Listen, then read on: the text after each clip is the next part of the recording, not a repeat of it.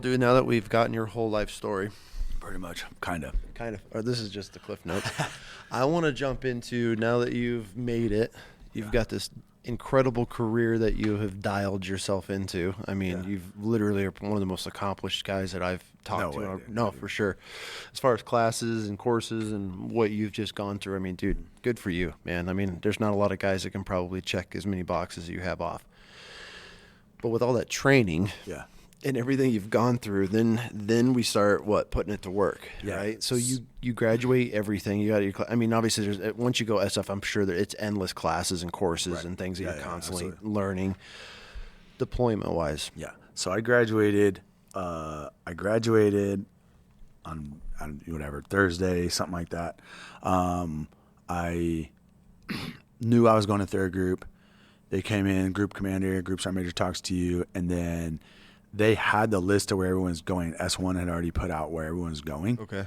So they pulled me aside. I was like, hey, you're going to 1st Battalion. You're leaving on Tuesday.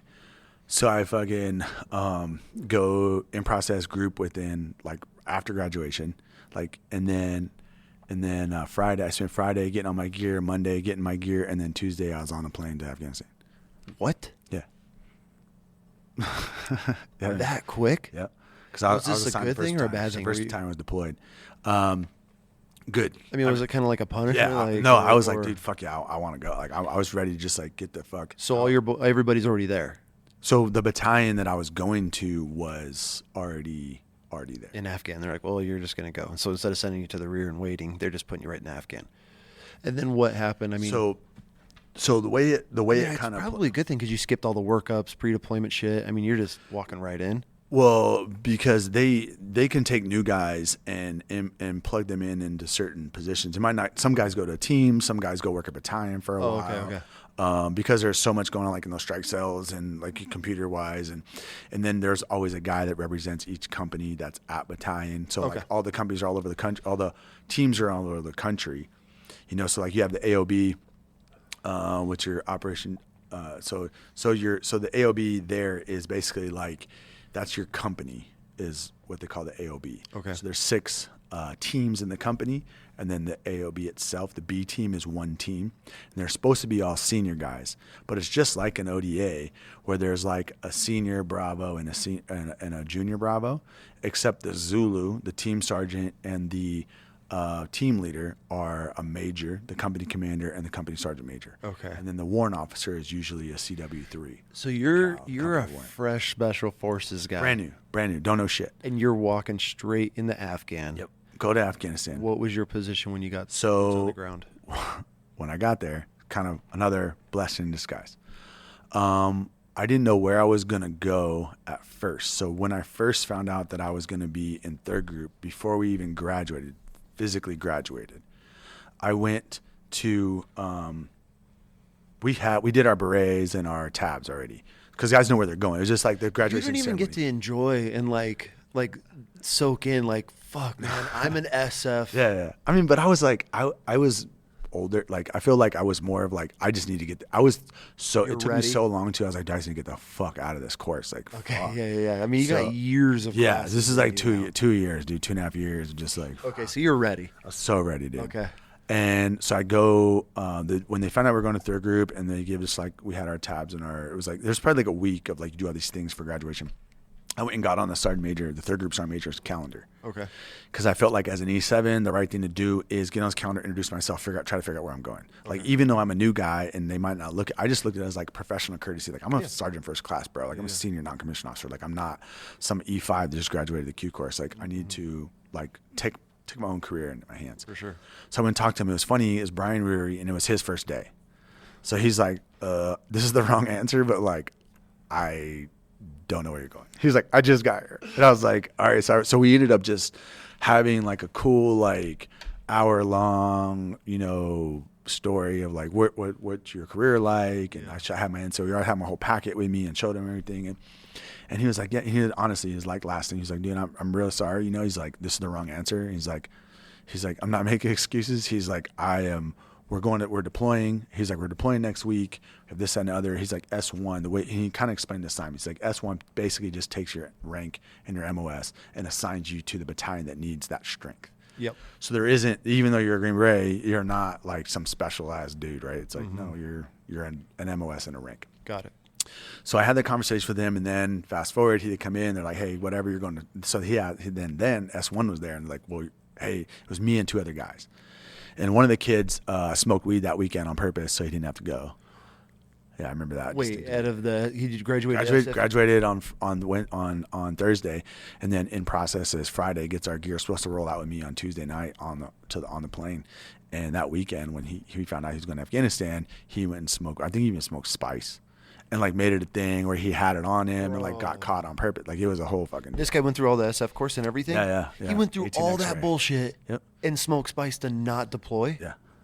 What? I don't know, dude. Like whatever. Anyways. So. Whoa, that's wild. So I get on the plane and I'm leaving. Is the unit already there? Or are you deploying? The battalion's already there. How long have they been in? They had got there, I think in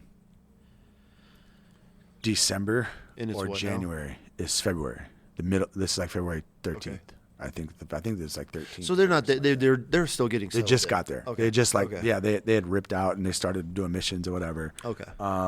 So they I get on the plane, and the plane that's going to Afghanistan is HHC, which is the group commander, the group sergeant major. All of them are going because their group is taking over the Siege of Soda from 7th Group. Okay. So I'm on that aircraft. I get in at like 3 o'clock in the morning, whatever, and some dude's like calling out names. He's like, "Hey, Wilber, you're over here." And he takes me down to Camp Montron, where 1st Battalion is, where their SODF is. I get there, and then the next day I'm like trying to in process or figure out what I'm going to do. And Rob Abernathy is the sergeant major. Rob Abernathy's like, "Hey, man, like, here's the deal. I got a by name request for you because General Thomas is firing their PSD guy, and you're up." I was like, "What do you mean I'm up?" He's like, "Well, 3rd Group's up." And he's like, and Brian Rury saying that you're the fucking dude for it. And he's like, he sent me the email. I got all your stuff. He's like, "You did this before. I think it'd be a good fit." And I was just like, "You gotta be fucking kidding me." So you're not even. I thought I was like gonna go to a team, bro. Like go to an ODA. Yeah. And meanwhile, they're like, "No, you're gonna go you're gonna go to Camp Alpha, and you're gonna basically represent 3rd Group and be the RTO and fucking PSD guy for the lead, the guys in charge of all special operations for Afghanistan." So now, was that like kind of crushing to you, or? Yes, I was kind of like I wanted to just go to fucking war. I hadn't been to fucking war since fucking 2006. And it's now 2013. Damn. So because so you finally make it. And yeah, you got to go. Right. Because for me, it was like, you know, I got back from Iraq, had a year in Iraq. Then I was a drill sergeant for 2 years. Then I had like a full year of basically like training, going to schools, you know. And then I get to the Q course, and then it takes me 2 years to finish the Q course. So now I'm working on year 3 of like. So, you know, I'm like, dude, I just want to go to a fucking team. Like, I don't care what team it is. Like, whoever needs an echo, like, let's go. And then you get stuck babysitting. Well, the thing is again, another blessing in disguise. So I get to where I'm going, and two of the coolest things happened to me there. One was I had direct mentorship from one of the guys' names. His name's Jason Ridings. He's a sergeant major right now in 5th Group. Just a legend, fucking badass dude. He was an instructor at Sephardic. He ended up being he was just left being the NCOIC at Sephardic. So Sephardic is the premier CQB school in the fucking world, other than OTC for CAT guys. So and even CAT guys even go through Sephardic as well. And that's range 37 where everything's out on Bragg. So sniper school, all that's there. So he taught there, and he was just this legend in B23 and like badass dude, man, just stud. And then I also had all the liaisons. So just like, I forget what they call them, the AST, I think, and I forget what AST meant, but it's basically like you represent your company. Okay. So like, and that's what you're doing now? No. Okay. So in the JOC, like in the J3, they'll have like layers and layers of all the computers and desks with all the monitors. Oh, yeah. So you have like JTAC sitting there, and your lawyers, and like rows and rows and rows of everybody, like fires over here, all that stuff. So the AST sit in there as well, and the AST represents their company, or they're like, if you're a CAD guy, you're representing like their squad, or like who's there, your element that's there. Okay. So you go to all the meetings, you're doing all the coordinations for them, you make sure their air is good, you're doing all the backside and watching and helping while they're on ops from like the talk perspective of everything. So there was like 3 or 4 like legit badass fucking CAG dudes there. I had Jason there. So if I wasn't out with the boss doing something, Who was I your was boss? just training. Or what was the boss? I was taking out like I would work for Colonel Roberson. I'd work for Colonel Fletcher. What are these guys doing? Are they like villages? Yeah. And So shaking we hands? went to. So we would go, and I had Thomas and Kilrain too, because they did the flip. Kilrain was at. He's a SEAL, and he was at Camp Alpha, and then Thomas was up at FBI. So I did some moving around in all this, you know, but the general concept of the job, like what I was doing was when the boss flies somewhere, I'm with him. I set all that travel arrangements up. I'm basically like, I was like a fucking, like I was like the manager of this like super dysfunctional band that like we also go kill people too, you know? Okay. Yeah. So like, and the coolest thing about it was when in my free time, I was just training with Jason and these CAG dudes on the range. Okay. So like, I was a brand new Green Beret, and I just went to the range like 4 days a week and fucking shot thousands of rounds with these dudes who were like, badass. it was so fun, so sick. And I learned so much. Okay. So he taught me how to like wear my kit, set up my gun, like every little detail that they did as assaulters and what they learned and all those things. I was with them, right? Yeah. And then when I was working, it was dope as fuck because I saw every single briefing from every level of every special operations in every location in Afghanistan. Yeah. So I would go to a SEAL platoon in Paktika, and then we'd visit all the sites in Paktika. Or we'd go to, I'd go out to like Herat and go see the 5th Group guys. We'd go up to we'd go up north and go see the CAG dudes. How were you guys traveling? By air, land? We would fly. We'd fly like card sharks or Gumbies. Those, and then we'd jump on rotary wing to take us in places, or jump in convoys with the guys. How was that traveling? Easy. It was awesome. It was fun. Yeah. But because I had that experience of everything, I'm also dialed this in from a very tactical perspective, right? Like, just because we're flying from Bagram to Jalalabad, and then we get to J-Bad, we're going to fly up to Asadabad or whatever. Like, I have all those routes planned. Like, what if a helicopter goes down? What happens here? Like, I'm monitoring, like, stopwatch starts, GPS is on, GRGs are going, like, I'm talking on the radio. I was able to really hone a lot of skills, and it was kind of a singleton mission because I'm out with colonels, generals, sergeant majors, and warrant officers, but, like, they carry, like, pistols, and they're just like, yeah, we got Jeremiah, bro. Like, it is what it is. And you're the only one with them. I'm the only one with them. What's some of the crazy shit? But we link up with the elements that are there. What's some crazy stuff that went down with these guys? Most of the stuff they ever did, like we've been at camps where like they got attacked, like we were there, or flying in. It's fucking nuts. Like just getting in there and it's like I'm in there with sergeant majors, colonels, and all this shit, and they're like, seatbelted into the seats, but these are hitters too, you know what I mean? So like my sergeant major would carry his rifle, and so would my warrant, and that was what I really liked about the guys I work for, and even the guys out in Camp Alpha, all the tier 1 guys, sergeant majors and like curating them, like they expected a brief from me, which was dope. So like when we did, like if we got in trucks and we were rolling out somewhere, it was like all the guys from PSD, they did all their thing. I'm giving the brief.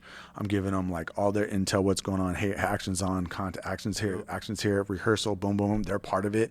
These dudes are literally like, sergeant major would walk up with like fucking 31s flipped up, full kit, like ready, like an assaulter, bro. Like with fucking everything. That's pretty. And he'd be like, hey, my med kit's here. We do stand in a circle, do radio checks, PCIs, PCCs. The same we did on Team Life. And those officers would do the same thing. That's cool. Those senior guys. Yeah.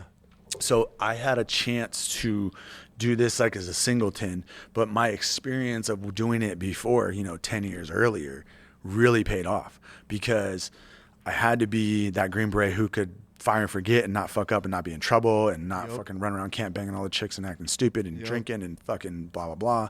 But also like no one's checking me. No one's like, You're hey, we're flying. Yourself. Yeah, we're flying here tomorrow. Or we're driving here. Like make sure everything's done. And it was like when they figured out it was done was like when I'm standing in a circle with the fucking dude who's in charge of all special operations to Iraq and his sergeant major. Dang. And they're standing there. So like I had the cool, like I said, it was a cool experience from the pieces, learning from these very, very seasoned badass assaulters to going to all these briefings and then having to hone in everything they're teaching me and learning. And I would even bounce ideas off of them and be like, hey, what do you think about this? To being with the boss, to now I'm going to see, we fly out to Shinden and we're getting a briefing from the Marsaw guys out in the middle of nowhere, and they're telling us everything that's going on. So I've seen the picture of the entire Afghanistan. You're looking at everything from 30,000. Everything. So that's going to help me be a better Green Beret because I'm learning to operate, like I'm understanding how all three levels of the battlefield, the tactical level, the operational, strategic level. 99% of guys will never get the experience at. And I had a Green Beret say something once, a sergeant major, in the jog. And he literally was it was kind of in passing. It was like he was talking to someone else, and I was like, hey, how's it going, Sergeant Major? He's like, hey, how's it going? And they were talking, and they were like, and he was like pointing, he's like, Jeremiah is one of them. And he gave me a compliment. He's like, he's a hell of a Green Beret. And I mean, I'm a brand new guy. Like I've been there like for 3 months, I'm like, oh shit. Like that was so cool, for some guy. And I'm not a team guy, but at this point, I'm not some badass Green Beret. I'm just executing Army tasks that I'm supposed to be doing. Needs of the Army, yep. So, but he said a Green Beret, any E7 Green Beret should be able to walk into any S3 in the Army and take over the S3's role, whether that's the S3 Sergeant Major or that Major S3 that runs that S3 battalion. Yeah. And I really took that and was like, I understand that. And I've worked with so many amazing badass dudes who are like the smartest, most as an E7 could literally walk in places and own shit. And that experience, really helped push me forward to what I was going to do. So the deal that they made was I would spend, so my sergeant major told me that I could either do a full year on this gig because they're deployed for a year and then go back to 1st Battalion, or he would allow me to do 6 months. And then when I hit 6 months, he'd find a replacement and I could go to an ODA in 3rd Battalion. What'd you choose? To stay in country. So the best thing was I was like, okay, so what you're telling me, Sergeant Major, is, and he was like, I'll give you school a choice if you stay for a year. That was the only thing, but I'd go back to 1st Battalion. So I could have been their guy for a full year doing that job, that PSD stuff for a full year, and then go to SODIC or sniper school, whatever I want to go to, and then go to 1st Battalion. So it'd been a whole year I wasn't a team guy. Yeah. Or I could spend 6 months and then go to, because 3rd Battalion's replacing 1st Battalion in June. So you pretty much would have rolled right over with these So guys. What I got to do was in July, I went to an ODA in country. Okay. So it was perfect. I was like, so I'm doing 6 months of this and then 6 months of that. Fuck yeah. So I wasn't full of 6. I spent 11 months in Afghanistan that year. So how was it when you changed it over? A little bit of different change of pace, I would imagine. Yeah, absolutely. I mean, it was a little weird because I think the guys were a little hesitant at first because they're like, no, this dude was at HQ, I was doing that job, and these guys are out hooking and jabbing. So no, they were they had been on a couple ops before I got there, but there were pretty obviously fresh. Multiple deployments, but I'm the new guy, so they're like, oh, of course the new guys come in to fucking spy on us type of bullshit, whatever the fuck they did. I had a good experience because I had some really good squared away dudes on that ODA. I was able to prove myself, over time. And I just did the normal, humble, shut the fuck up, don't say nothing. I'll play your game, bro. Your fucking game's in the hallway and all the new guy shit. Okay, whatever. And I think that's important. I think that, and I'll even kind of say this, what I liked about my career was I had so many of these points where I started completely over and had to prove myself. Yeah. When I was a drill sergeant, I never was I had to start over and prove myself and be a good drill sergeant. For sure. When I was, now I'm have to prove yourself. Prove this as a Green Beret. Yeah.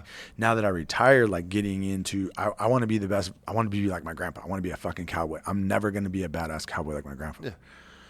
But I have so much fun just being humble. Yes, sir. No, sir. Like I go work at places, go work on a ranch, or go do something. And, I'm like, if I don't know how to do it, I'm going to say, I don't know how to do that. Yeah. Or, hey, sir, or whatever, and someone wants this done this way. Like, yes, sir, I do it.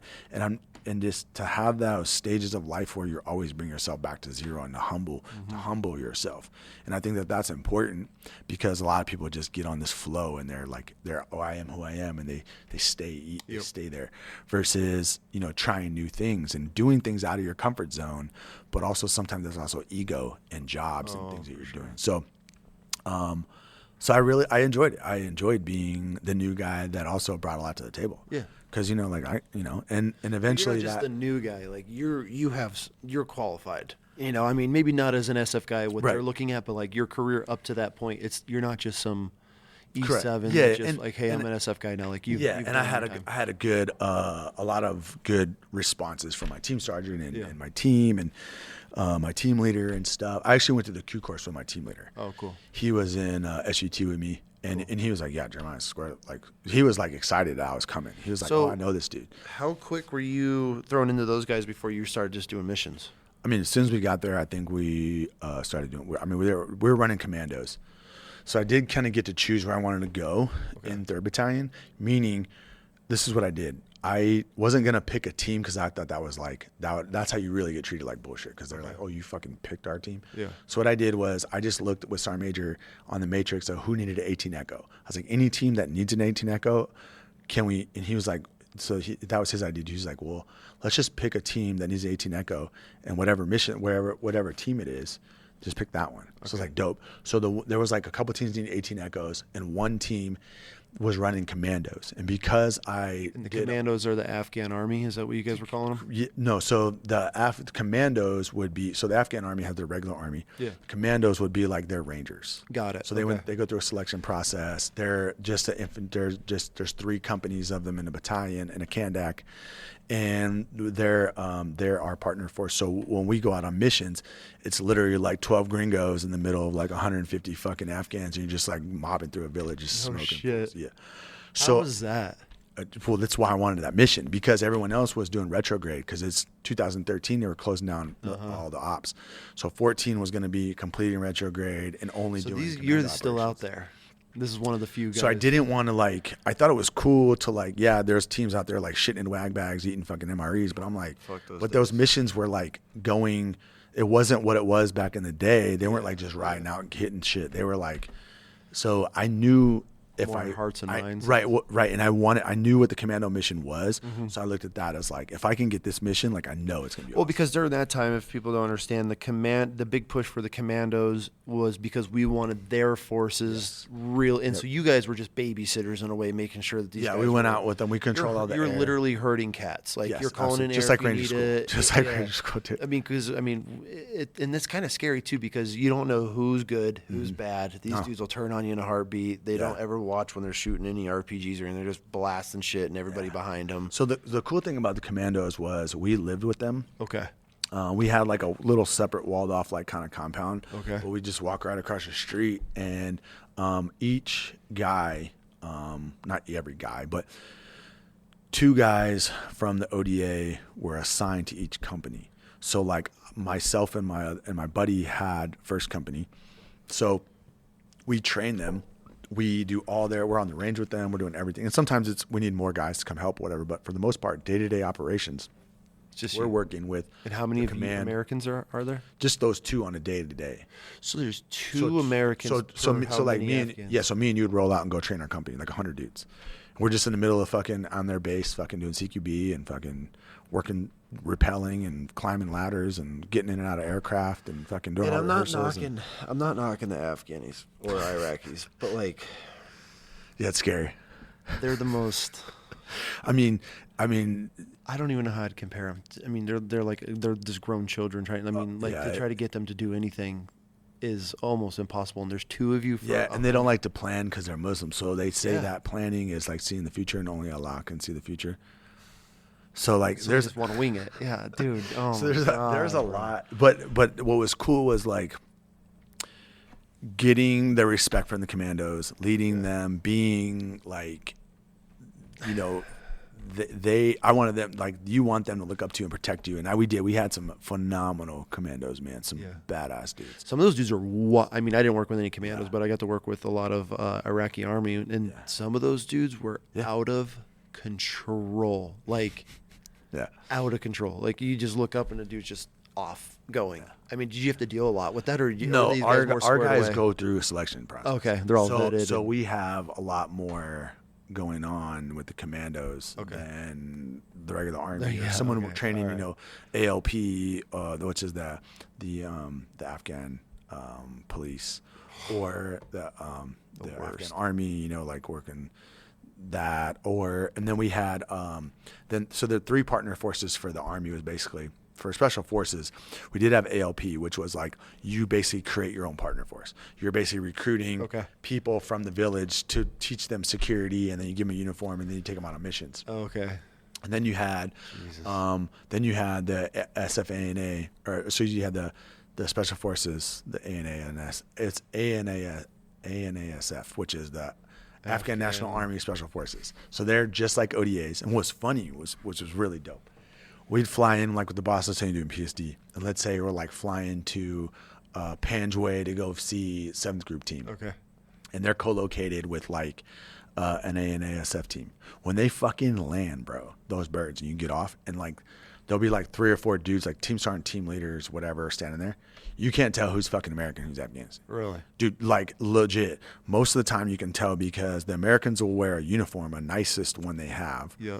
Man, I have patches and rank and shit on it, but they'll have a uniform on, and but bro, these fucking ANSF dudes would have on like a LaRue tactical hat, a fucking Sun2 watch, fucking like a fucking hoodie from like your favorite fucking gun, like, really, like, think about like a cool Glock hoodie, like a tack hunt fish fucking hoodie on, with like camo pants and like fucking really? Where are they getting all this shit from us? Fucking Americans, dude, all on fucking roids and shit, jacked as fuck, and like you can't tell, because you're like, I don't know if it's just like Jack Mexican SF dudes from 7th Group, or like, are those Afghans? Or you did till you hear them talking. Yeah, like, they can't. Someone can't speak English. You're like, they're just like, their beards just like, they're just like SF dudes, just fucking hilarious. Awesome. It's good like, for them. Yeah, and you're just. I wonder what they're doing now. They're probably all converted back or dead, trying to survive. Man, that's a sad fucking thing. So, those were kind of the partner forces, and the cool thing about the commandos is our missions were we worked off of 3 cycles. We had green, amber, and red cycle, and what those were like, when you're in green cycle, that means you're out on operations. Okay. So each company in the Kandak is on. They rotate 1, 2, 3, 1, 2, 3. Yep. So when you're on red cycle, they're allowed to like go on leave and like go home and see their wife and kids. And how long are these cycles? I think they were 30 days. Okay, so they had time to travel home. Yeah, so they would go home, take leave, whatever, come back.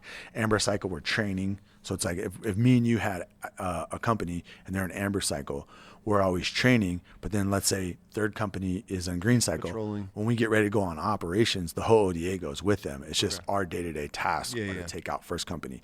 And then when we're on the missions, me and you lead like the main efforts and stuff of that company. What were some... what was it like dealing with these guys outside of the white? I mean, they're pretty squared away, but like when you guys would get into firefights and shit, I mean, they just... I mean, some of them are just like hitters, man. Yeah. And then the other side of it is like the Americans, we're always like so used to... These guys just burned out, man. They don't redeploy home. So you're doing 6 months in country, and you want to get your gun on and fucking get in gunfights, and you're in a gunfight, and you look over, and this dude's like sitting there with his helmet off, smoking a cigarette, and he's like...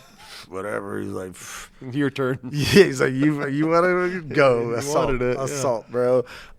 Because they're just like, and all the common funny things, it's like, give them all batteries for their freaking, all their lasers and all their shit, and they don't have batteries. Like, what? And they're like, oh, it's a fucking using my Walkman. Like, fuck. Like, just the shit that they do, and like and you're just like, oh fuck, man. So it's constantly like children, right? Or you're setting up security, and then like you got birds inbound, your fucking exfilling is dangerous as fuck. You got ISR watching fucking dudes maneuver on the backside of the ridge, and you're like pulling security, and you like look up, and they're like all sleeping. You're like, fucking wake the fuck up. You're like me, and you're trying to like, fucker, get your fucking point, like point your gun damn that it, way dude. and squeeze the trigger. Oh, just all the time, bro. Just like, just not even caring. I mean, then you had some that were like super switched on. Like the first sergeant of my company was fucking boss, dude. Like that dude would maneuver and fucking throw charges on shit, fucking breach buildings, fucking get his guys in. I mean, we had a lot of good, definitely a lot of good. That's good for sure. We worked with a lot of the Iraqi army Yeah. when, during our days. And I mean, bro, you'd be on patrol and you'd look back and there'd be fucking 5 of them in the local grocery store. They'd be coming out with literally walking out on patrol with grocery bags because we couldn't stop them from buying their own food.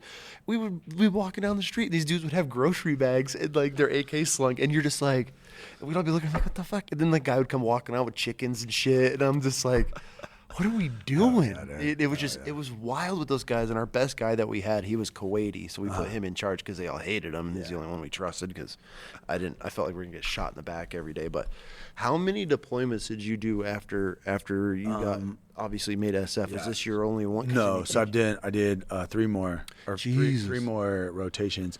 But then the following year we did my team, my ODA was the only ODA that went to Iraq. Okay. So we had the rest of the company went to Afghanistan in 2015. What were you doing in Iraq? Well, that was when ISIS had like taken over. And so you went back to fight ISIS? Yeah, I went back to fight ISIS. And that was weird to be there. What was that like? Dude, I mean, we'd go in, I'm trying to remember the names of the camps because we first got there. Like I ended up doing more intel ASO side out of the embassy. Yeah. And when we first got there, we were at the airfield at BIOP, and all those compound, those old, like where the mansions and shit were with the big lake and stuff, that stuff's just fenced off, and literally like the army just left, and there's like all the fucking all the cables for the computers and desks and chairs, everything's in there. Just like all they do is take the computers and leave. There's cabinets with shit in them. It's just like a ghost town in those places. It's wild. Kind of eerie. Yeah. So like Baghdad wasn't under ISIS control. We had a lot of like ISIS stuff going on in the city, obviously, but they never made it that far down south. We kind of kept them at bay up towards like the Beiji oil refinery. And you guys are fighting these guys on a daily basis, or are you? Well, we're training. We're in charge of CTS, so the counterterrorism force. So Jason Ridings, the guy I was telling you, my mentor, one of my mentors, B23, all the CRIF, the CIF, whatever they called them back in the day, the crisis response force. They stood up the ICTF, which was the Iraqi counterterrorism force. So those were like assaulters. So all the old school stuff you saw in Iraq from like 2005 to like 2010, I think it kind of ended, or 9, was like all the CRIFs were rotating every 3 months, and they were fucking getting their guts. Sadr City, like those are like a lot of like legendary dudes who were kind of in that environment, especially for like A15 and B23. So we had basically what they did was the MOI, the Ministry of Interior, when ISIS popped off, he just sent those dudes to get fucking slaughtered. And they were just getting wiped out. So when we came in, by the time that what was still left of ICTF was mostly senior guys. So we had like some sergeant majors, some colonels and things like that left over. But we helped them basically stand up a new program for CTS. Okay. I ended up fast forwarding in that trip. I ended up getting directly partnered with General Kanani and General Mahdi, which was General Kanani is in charge of all special operations for Iraq, and General Mahdi was in charge of intelligence and training. So I was tying intelligence and operations into the training side of things and feeding training directly to support intelligence gathering and operations on the ground. And then we started doing kind of by, with, and through and accompanying further as we kind of progressed in that deployment. And that was my favorite deployment. Yeah. Why is that? Man, I just did the most Green Beret shit I could do all the time. I mean, it was like the old school stuff. You thought it would be. Because, and meaning by that, it wasn't, when I say old school, I don't mean like going somewhere, get my gun on, just like everywhere, you know. It was, one day I'd be in a suit at the embassy briefing somebody. Yep. The next day, or like in the same day, I'm putting on a fucking regular clothes and I'm fucking jumping in my car and I'm fucking doing SDR, driving around and doing shit. Or I'm going to meetings, going to this meeting, talking to this source, doing blah, blah, blah, doing all these things. So I was doing all of that on top of like, I didn't have a position. So what happened was my team saw a need that we need someone at the embassy to be able to help us with all this stuff. Where's the disconnect going with General Kanadi and General Mahdi and like what's going on? Like we're supposed to be going on these ops, but like we're not fed anything. Like we're trying to figure this out. So my team sergeant was like, what do you think? He's like, I need a dude up there. He's like, he knew my background and everything. And I was like, yeah, let's go. So when I got to the embassy, I didn't even have a fucking place to stay. So I finally get a room. I get all my stuff. And when I left the embassy, I didn't have a car. I didn't have a desk. I didn't have shit. When I left, the funniest thing about this was I had an office with a window on the same floor as the chancellery where Stuart Jones was. And I had so my DCO, the colonel of third group, like the actual like 2IC of third group. So when one's forward, the other one's the group commander, basically. His office was next to mine, and I had like 06s and fucking 05s and shit in cubicles outside my office. And the only thing my placard said on the door was Jeremiah Wilber, CTS advisor. I would have like full bird colonels like knock on my door, be like, "Excuse me, sir, do you got a minute?" I'm like, "Yeah, come on in, close the door, sit down, want some coffee, want some whiskey, bro?" Like I was just there, like, what the fuck? And that had and to have then been a crazy experience. Dude, I would literally like smoke cigars with like fucking 3-star generals and shit at night in Baghdadis, and then like the next day I would like go out on fucking ops and shit. So that was what was cool. Yeah, and I could see at that the end, I got an award, and they want to present it to me in front of everybody, and they read like your full name and rank, and for this colonel, this old 7th group dude, he's like, and he was a cool guy, and I also had this legendary ranger named Ray Devins. That I found him because he was the only other NCO like at the embassy. Okay. So I was like, oh shit, there's another soft dude here. Let's go. And then me and him together started started tying in like the CAD guys that were there, the SEALs that were there, and like, hey, so we just supported each other. Yeah. So like, if there's 3 or 4 dudes from C Squadron that were there doing something, we're like, hey, you need help, we'll do it. And they're like, yeah, thanks. Or we pass intel, we meet up, do intel dumps like once a week, and do all these things. Well, Ray Devins was like the only sergeant major that was there, so like everything I would bounce off or like needed advice or like, hey, we need some top cover on this, what do you think? And he's like, yeah, we'll talk to the ambassador, let's go right now, let's walk down there. So he was like, and he was this like legendary fucking RRD, like he was in Grenada. Like he fucking was a Carl Gustav gunner in Grenada, and he's one of the Rangers. Like when you say his name, like all the old dudes know who he is. He's fucking, and he's like this 50-year-old man, fucking stud. Yeah. And he would go out with me on fucking places, on missions and shit. Dude, you had some crazy. Super cool, man. Super cool. So that when they read my award at that, it was funny because the colonel was like, and he comes and sits down next to me. He's like, bro, that's the most SF shit I've ever fucking seen in my life. Because I had this. I had a BMW, up armored BMW. I had 2 vans. Like even if I just know you, even if you're just contracting, you're like, hey man, I'm coming to the embassy, or I'll be here. Like, and I'm like, just fly to the embassy, bro. Like, well, I don't have a place to stay. I got you. How many guys you got with you? Like, I got 3. I'm like, all right, come on. I'll give you a room for you and all your guys, and we'll fucking throw a pool party for you. And just like, it was like shit like that. And we're like going to all these embassy parties and like to like let's talk about embassy parties. Since there's not a lot of people that know about embassy parties. So when I was in Afghan at the embassy, I had no idea those motherfuckers rage at embassies. Well, not in the Afghan embassy anymore, but dude, it was wild of how just wasted these. I mean, and it's like they never drank alcohol before. Well, and half of them, I feel like were college age women, like the RSOs and like these. I don't want to say ambassadors. Well, they're the ones that do all the interviews for the immigration. Okay. We never interacted with them until they would have these parties, and I'm talking like they would fly in DJs, bumping. I mean, like I flew Paul Wall from the embassy back to BIOP. Yeah, dude, these people fucking get on a bird to fly home. I'm talking. He came to do a concert at the embassy. I mean, we would come, we would come through the embassy first thing. There'd be people passed out in bushes and shit. Yeah. Like I was telling you the other night, the out the back gate there was this little hut. Oh, the stairs you got to fucking. Bro, you know how many drunk women, these white women, are falling down, and then they're walking out in the back alley outside of the embassy wall, and I would always be like, ma'am, like, we don't have anybody out here, like you're on your own, and they'd be like, I'm good, like trashed, middle of the night in Afghan, downtown Kabul, like, dude, crazy parties. Like I had no idea. Like, and you would think like the ambassadors being there and all.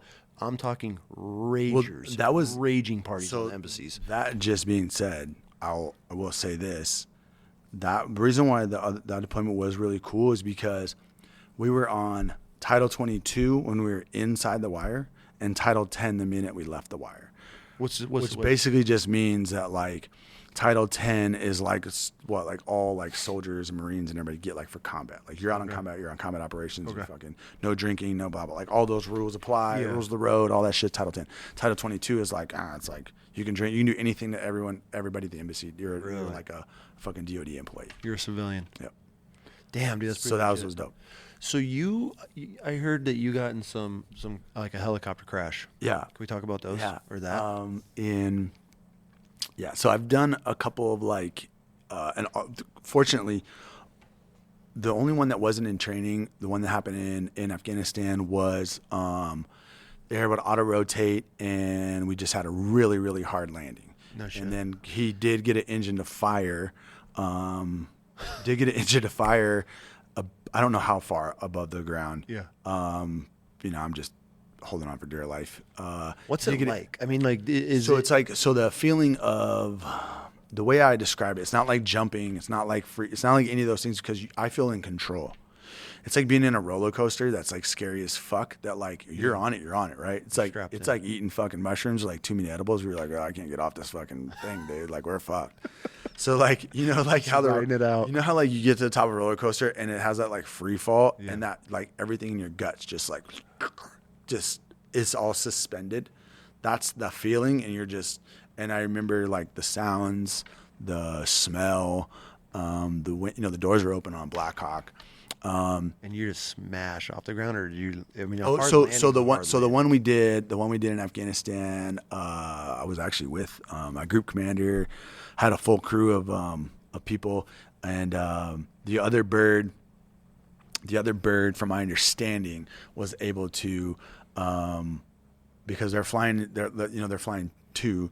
From my understanding, as we talked about everything that happened like later on, the other pilots were like basically talking and coaching the pilot like all the way to the ground. Really? Which was like, and in that effort, they're like, that was awesome. Like, cause you're going through your checks, and I'm sure, pilot, co-pilot doing these things, but the flight lead was actually like, that wasn't his burden. I guess he was, assisting. I don't know how, but maybe just, hey, don't die, bud. Good job. I don't know. But what happened was, and I don't know the malfunction or everything that happened. I just know that like I'm on comms with them, and they say like, and they were talking, they're going through stuff. The crew chief was running around and they're messing with things, and something happened, mechanical failure. And what we got ready to do is we were getting ready to sit down, and we actually returned back to the site we were visiting. So the little compound that the SEALs were on, that we were there. We turned around and we get back. We crossed the HESCO baskets. I remember looking down and seeing the coming over the HESCO baskets in the wire. Yeah. And then pretty low. No. So I remember he was trying to keep altitude. I forget what they were doing, but like I turned the channel because I could hear them talking, and I was like, fuck this. So I turned the channel so I didn't hear everything, and then they were going through malfunctions, and they had turned around to get back to the base. And basically, as we were coming in, they lost an engine. They tried to do some stuff. From my understanding of what it is, and I know this because a little bit of my dad, pilot stuff and flying, they did have to do an auto rotation. He did get an engine to fire. It was really low, so we had that weightlessness falling. I remember the like kind of coming off to the side a little bit, and then get it to come back. And when it came back on, it was literally just like like ripped us, and we slammed to the ground. It was a pretty hard landing. One of the pilots was like kind of, I think she hit her face or hit something in her helmet, but she was like had some blood like on her face. Yeah. I think it was just maybe she bit her, I don't know what happened when she hit something. Yep. And then no one else was hurt. Everyone was just like, fuck. Yeah. So, and then the aircraft, from my understanding, wasn't that bad. Okay. It wasn't that bad. That one, they technically classify that as like, and the reason why they say that, like when when they're like, oh, it was a helicopter crash or Hard a landing. hard landing, was that does go into your records for like with your Delta. So that was a good thing about being Special Forces. So all your medical issues, you just tell your 18 Delta and he puts it into MedPros and does everything. So you come back for SRP, everything that's in there. So when you're like getting ready to retire, even if it's not in there, we can like tell the story like we're telling now. And my Delta's like, hey, didn't you get in like something? You're like, oh yeah, I was in Heartland. He's like, all right, let's put that down. Cause then it gives you the chance of like, hey, maybe you don't have any issues now, but like maybe when you're 50, you have like nightmares about just being in a helicopter crash all the time or whatever. Right. So it's like, okay, well, and it's kind of that way. And then we have the sworn statements and the other stuff that we, you have to obviously do, and all that stuff gets filed wherever. But that was the second hard landing I had, and I actually was in a helicopter a full crash in 2000.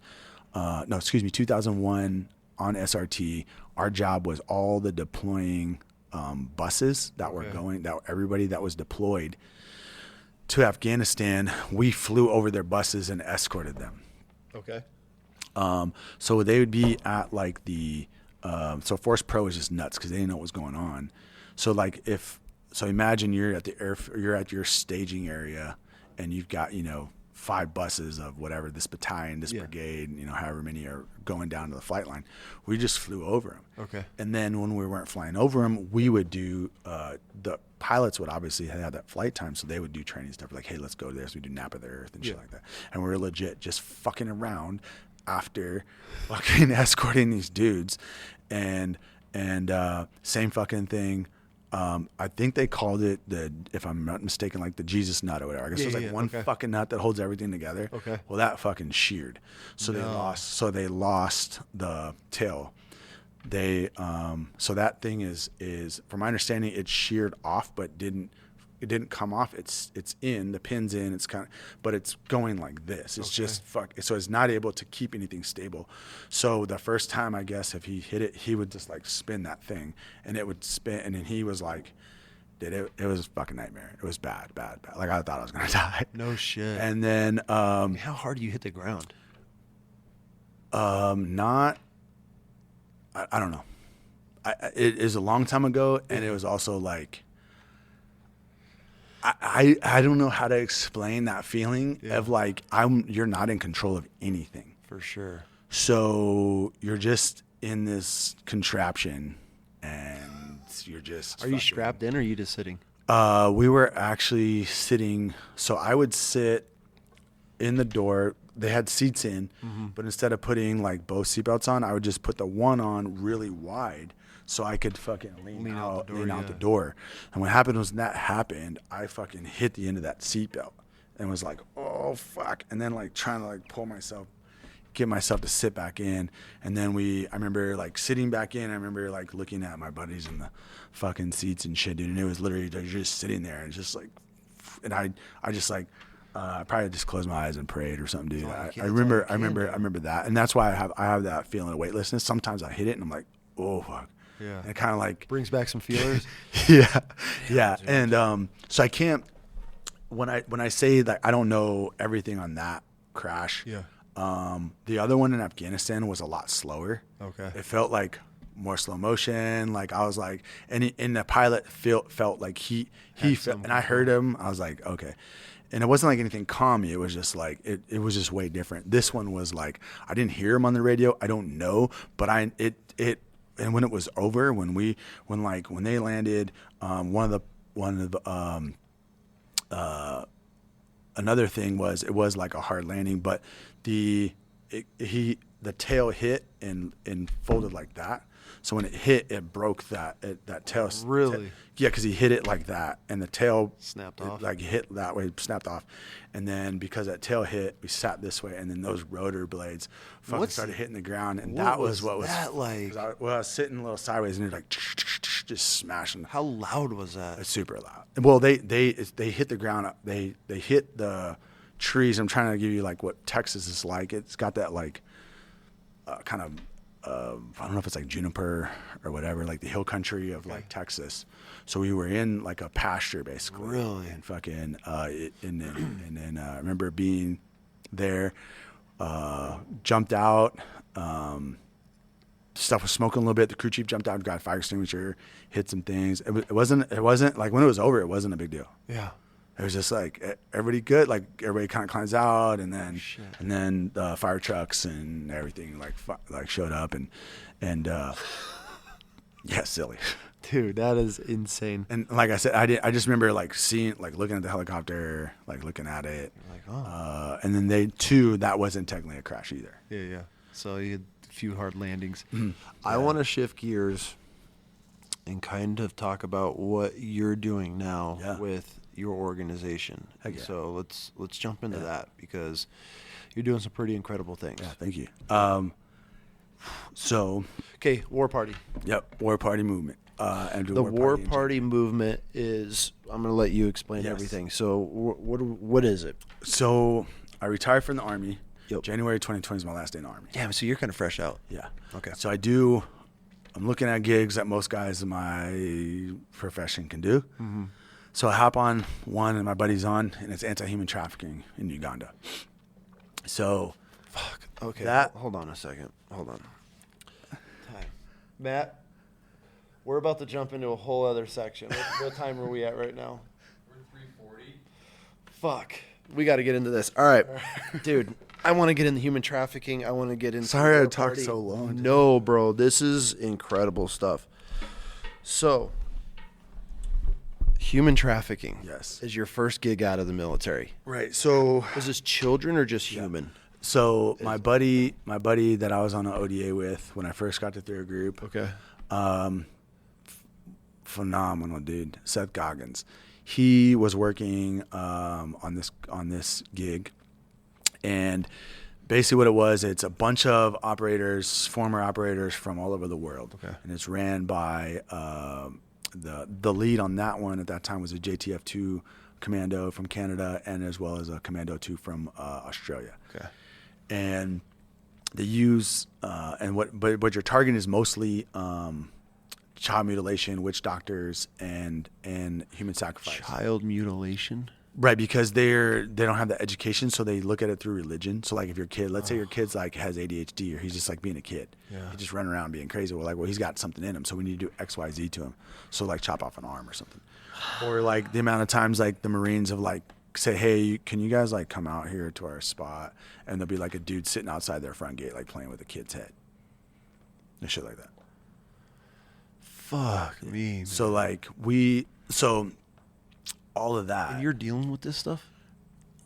Yes. So you're doing, and there's not too much I can get into detail about this one. You are trained assistant advising. What does that mean?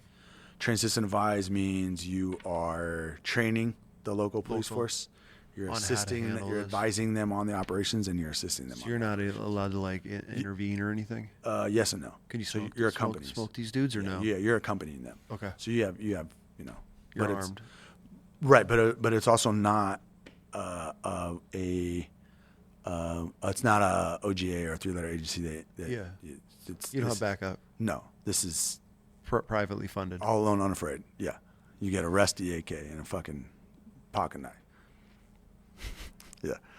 What the fuck? So COVID. And you're where during this time? Uganda. Uganda, which, I mean, there's some shit that goes down there. So, and then this also ties into, like, there's, anti-poaching, anti-human trafficking. Like, there's this plethora of things that are going on here. Mm-hmm. So with that being said, I'm all set to, like, hey, I do this like in doc with my buddy. I'm like, cool, come back. And then we did, we're getting spun up to do some stuff in Haiti, blah, blah, blah. And then like COVID's like, no, you guys shut everything down. Yeah. So now I'm sitting at home and I'm like, well, all these missions that we prepped for and all this planning, everything that we did, it was like, it's so rewarding in all this. But at the same time, it's like, well, how do I help like Americans? I want to help American kids. Mm-hmm. Going back to my parents, my mother was huge in the Native community. She always was like helping women get out of abusive situations, or like, we'd take them to like a church or someplace they could go. As a kid, I was with my mom. Yeah, my mom and my dad. My mom, I remember one time, the very first like memory I can think about mom doing something like this. I was probably 3 or 4, and she loaded me up in the car, and we had a little Honda Civic, and she drove down these trailers, and she had a baseball bat. She played softball, and she grabbed a red softball bat. She went out there, and I remember her fucking banging on that trailer door, and then she went inside, and I heard some banging around and some yelling and shit, and then my mom came out with this Indian girl with a baby. Really? She got in the car, and then my mom took her to the church. Really? Yeah, I took her, and then took her to a church in Havre, and then I remember, there's times when like there was a foster family that was like watching these kids, like they were foster kids and they were all Indians, and my parents like testified at their trial because they're the ones who actually called them out for like abusing these kids. Really? And called the police and that stuff. So I had my parents were very like right is right, especially with kids and women. So you grew up watching a lot of this. Yeah, and so my mother was always talking about MMIW, which stands for Missing and Murdered Indigenous Women. So I want to mess up the numbers, but in 2016 there were 2,000, I think it's 2,917 or 2,700. Fuck, it's a lot. I should pull it up, but it's over 2,000. Over 2,000 women, Native women and girls went missing in 2016, and only 116 of those cases were logged in DOJ. Why? How? Exactly. So what happens with MMIW? So the red handprint over the face, that's literally over the mouth. That is like the symbol for missing and murdered Indigenous women. My mother. Why? What? I mean, I get. So it just kind of represents like the silencing, like the blood and like your sound. They can't speak. Like there's like a physical hand over their face, right? And they're silenced. I mean, it's a pretty powerful. Yeah. They're powerful photos. That's how I even came across you in the first place. I appreciate it. Yeah, I mean they are, and like I have like one of my daughter like on my Instagram and stuff. Damn. And so my mother, because of the work she did in there, I was just looking for a way to like honor my parents. Okay. My mom passed away in 2019. Sorry to hear that. Yeah, I mean she's a badass lady, but she was struggling. She had rheumatoid arthritis, and basically like all the meds she took. Like it's why I don't take meds now. Yeah. Like anybody listening to this podcast, like fuck Stop. that. Like call me. Like I'll show you shit you can use from the earth. But destroyed her immune system. She goes downhill and all that stuff. So it was one of those things where I was like, I want to honor my parents. I want to honor my mother. So I got back in the Native community, and what I did is I just started like, I literally was just like, well, how do I help people? And I was raising money for the same organization that was in Uganda that Seth and everyone was tied into. And my goal was, I was like, well, I can start a t-shirt company, and until I can figure out what to do in the Native community, all the money that I raise, I'll just help the community. So I looked at it as more of like, hey, if I can buy $500 worth of school supplies and take them to Navajo, like, then that's what we do. Or if maybe that's what we're doing. Or maybe it's send $1,000 check to the organization, that's in Uganda or whatever. So that was my plan, to be able to start search and rescue efforts and just improve the community along the lines of human trafficking and missing women, with the emphasis on the Native community, and basically just have the t-shirt sales fund that. Yeah. So what it really turned into was like, hey, I can use my skill sets as a Green Beret to be able to assist families. So, I fast forward a few months, and now I'm like on Indian reservations, like literally conducting search and rescue efforts. On your own? On my own. So are you getting calls from? Yeah, I tied into a couple of like grassroots efforts. So you're not even working with law enforcement. No. So you're just grassroots, word of mouth. Like A lot of it's grassroots. Or I see like a missing flyer, and I'll be like, hey, well, what's going on with this lady, or who knows? And if it was somewhere close, I try to intervene and try to like, hey, how can I help? So you're just doing the investigation work. You're knocking doors, trying to find these missing women and children, all on your own. Yeah. And funding it off of t-shirts. Yeah. Bro. Good for you. Yeah. Good for you. So I had, thank you. I mean, it means a lot, because it's like, it's one of those things with the Native community where it's the forgotten. And 100%, man. And it's like, if we can take care of I look at like MMIW movement being a little bit bigger because what a lot of people don't understand is where there's poverty, there's human trafficking. So this happens red, white, black, brown, doesn't matter. The Rust Belt, the border, everywhere there's poverty, right? Like these little girls and these little boys and these kids they're the ones who get the worst of it all. So can I ask you a question? Then it's gonna sound horrible, but I mean it by the best. But like, why don't we give a fuck about these women and children on the reses anymore? Like, why is it? I feel, and I could be completely wrong, but just from the last few years of really like watching and seeing what's going on, I feel that the women and children on reservations are targeted. Yes. Because once they're gone, they're gone. Once they're off the why do we not care about the women and children on the res? Okay, so I'll give you. I mean, they're the most respectful. No. And I'm going to break this down like from like a tactical perspective on like operationally, like how do you target, how do you assist what's going on? So, yes, add all the factors that we know, law enforcement being overrun, not what it is, blah blah blah, like understaffed everywhere. Every excuse. So let's take like Houston, Texas, for instance. The ghetto, downtown Houston, Texas, primarily black. Okay.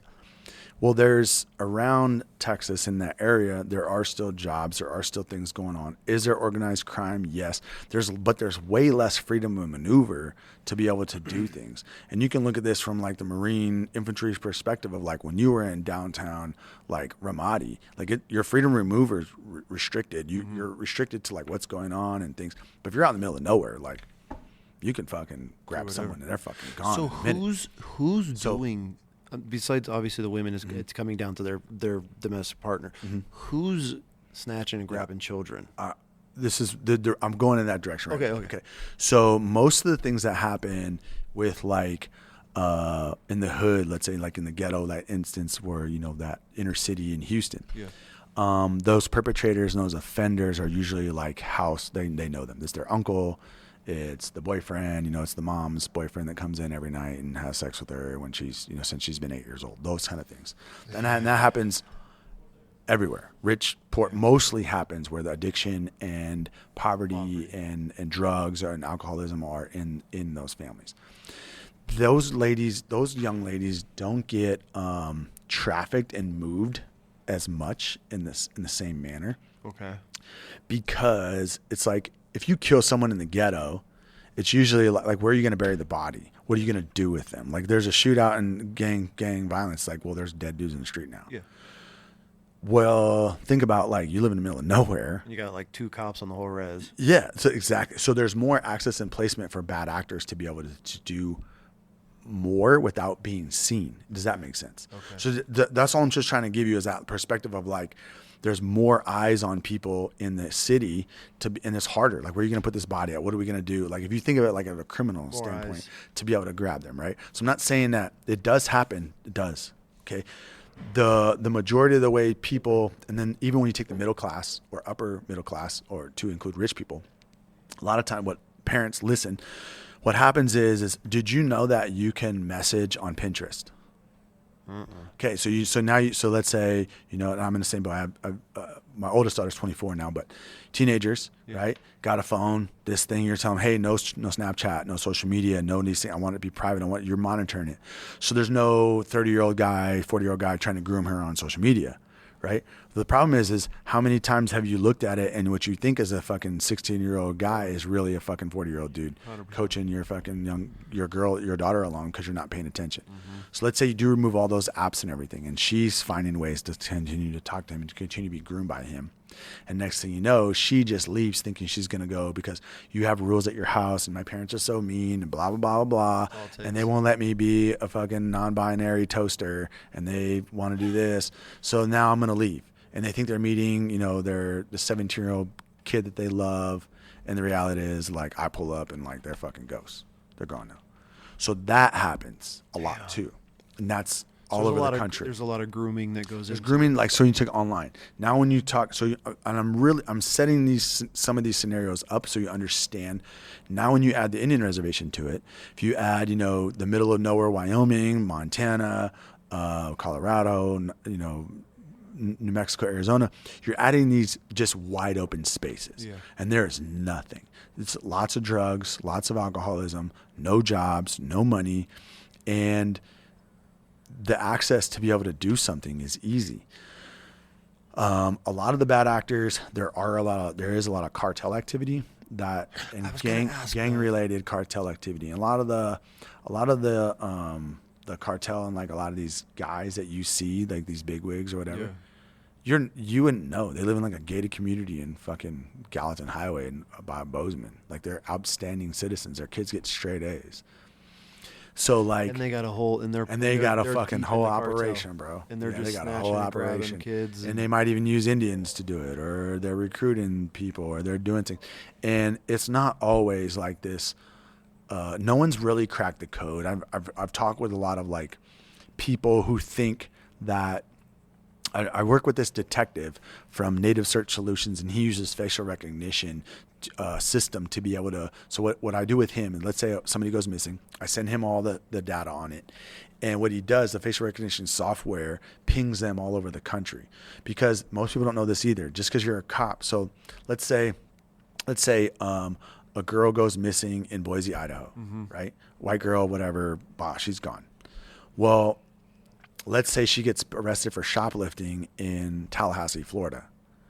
Do you think, Americans, we watch too much TV. We think when she gets arrested, she's going to come up in the system that she's missing 17-year-old girl from fucking Boise, Idaho. No. She won't. Because it's only pretty much within state lines, right? So like agencies really don't communicate. So all your systems, and so what happens is that facial recognition system that we have, that he uses, it scrubs everything. So when she gets picked up for stealing bras at Target, she pops. Now we know where she is. Hey, she's in Tallahassee. She's sitting in lockup right now, or they just released her on bond.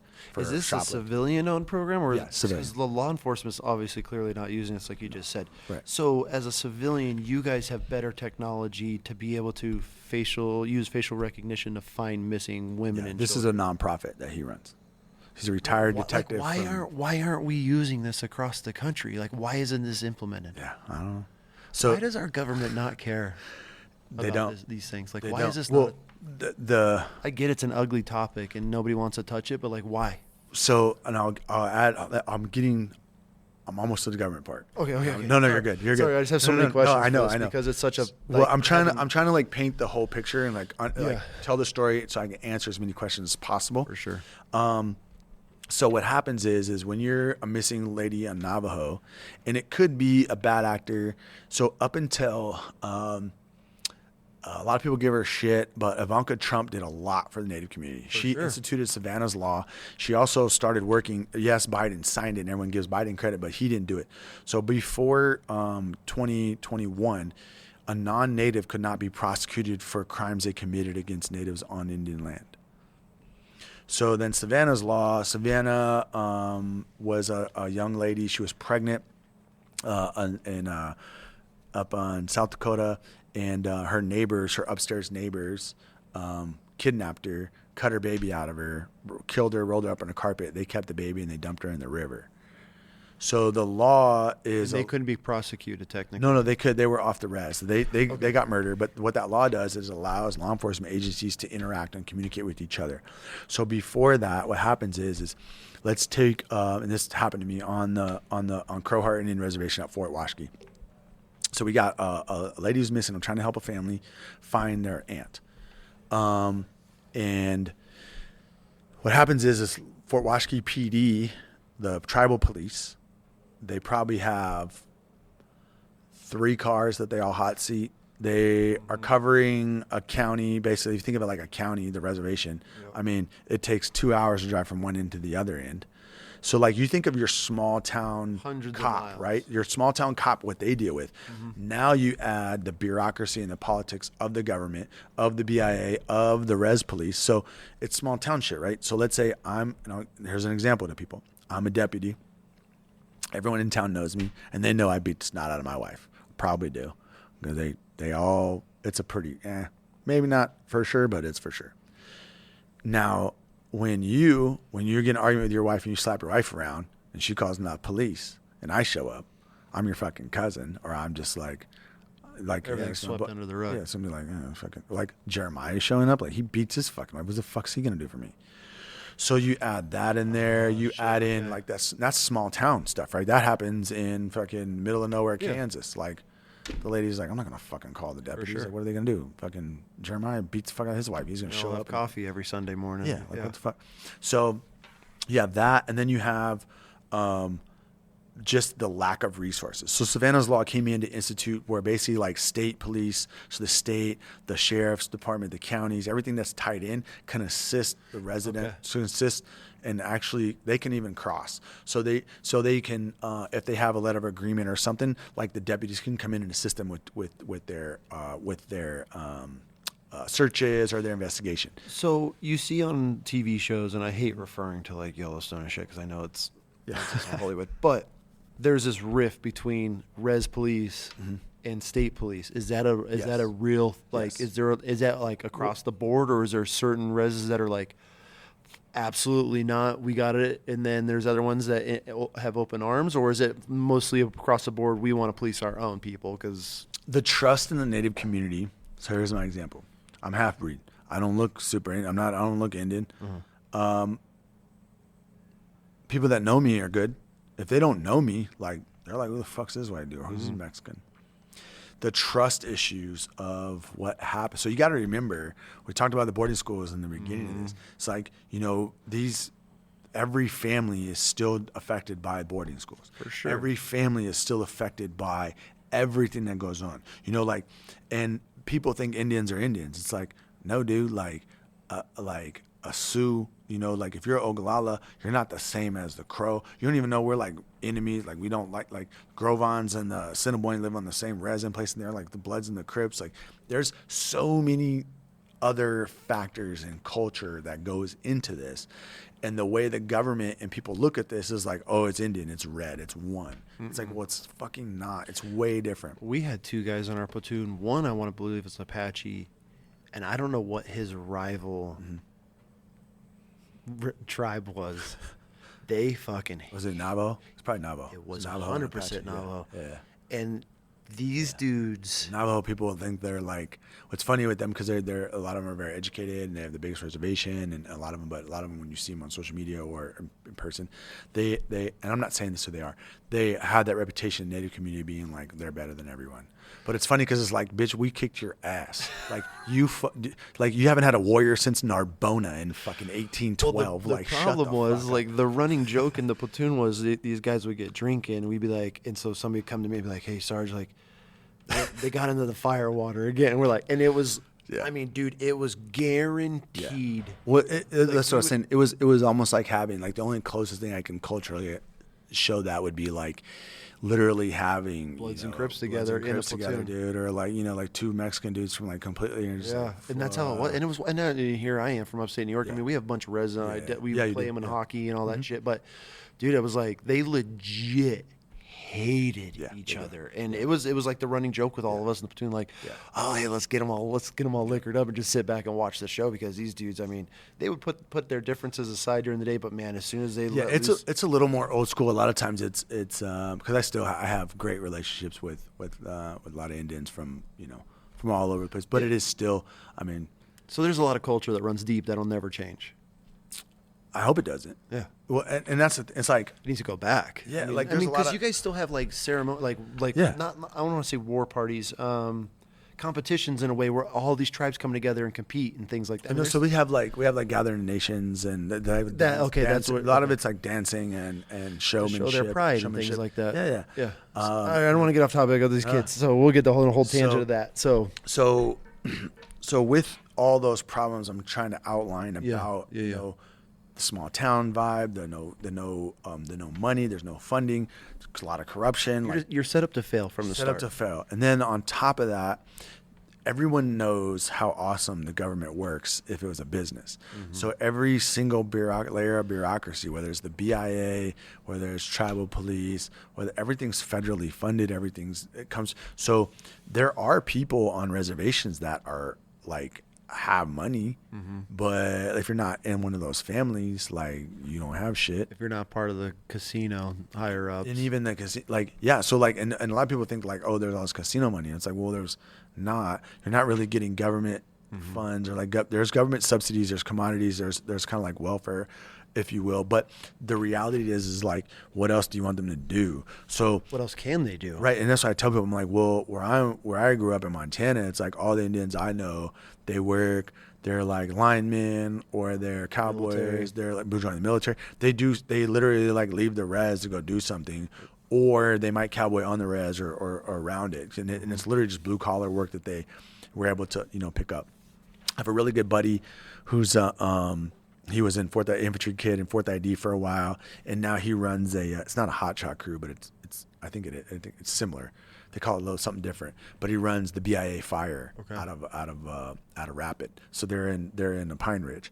So they're on Pine Ridge, and they're basically the BIA Fire, and the BIA Fire actually does a lot for just even non-native. So they were down in Texas. But I mean, how many of those guys are getting an opportunity? A dozen or two? Correct. Mean, no, it's not a lot. And it's helping a couple, but it's not helping the community. Right. And that's the problem. There's no big, robust job program or anything for them. So when you talk about missing and all these problems that go into that, the other side is in Billings, Montana, the mayor of Billings in the middle of the night was having the sheriff deputies round up any missing people in Billings, bums, basically, migrant, what do they call them? But bums, homeless people, and he'd give them a one-way ticket on the fucking bus to fucking Seattle. So how many Crow people from Hardin that were in Billings got fucking snatched up because he's just drinking or he's an addict, and they need help. They don't need to be shipped off somewhere. So those type of things happen. And getting back to Mark Pooley with Native Search Solutions, his theory is that Native women are sought worldwide, where the Native women are like the only women that exist in the world that like it's this iconic, like an Indian, it's iconic. So it's like getting like a samurai. Like, where do you find a samurai? Like, where do you, like, certain classes of people. So the rest of the world look at our Native women. Correct. So he thinks that a lot of these women that are gone. They're overseas gone. Really? Are they finding them? I don't know of anybody who's found anything overseas or like proved his theory. The thing is that we've tracked and monitored a bunch of like movements of certain cases, and they dead end places, whether they were killed or, just no one's talking, they're buried somewhere in the middle of nowhere or whatever. But there's a lot of like just dead ends on things. And Mark's theory is that there've got to be, because when you look at certain corridors, like I-40, I mean, it's so bad between Albuquerque and Farmington, New Mexico, that like the highway patrol don't even pull people over. It's like human trafficking, like capital, like it's fucking throw a rock at anything driving by. There's probably somebody in it needs to be rescued.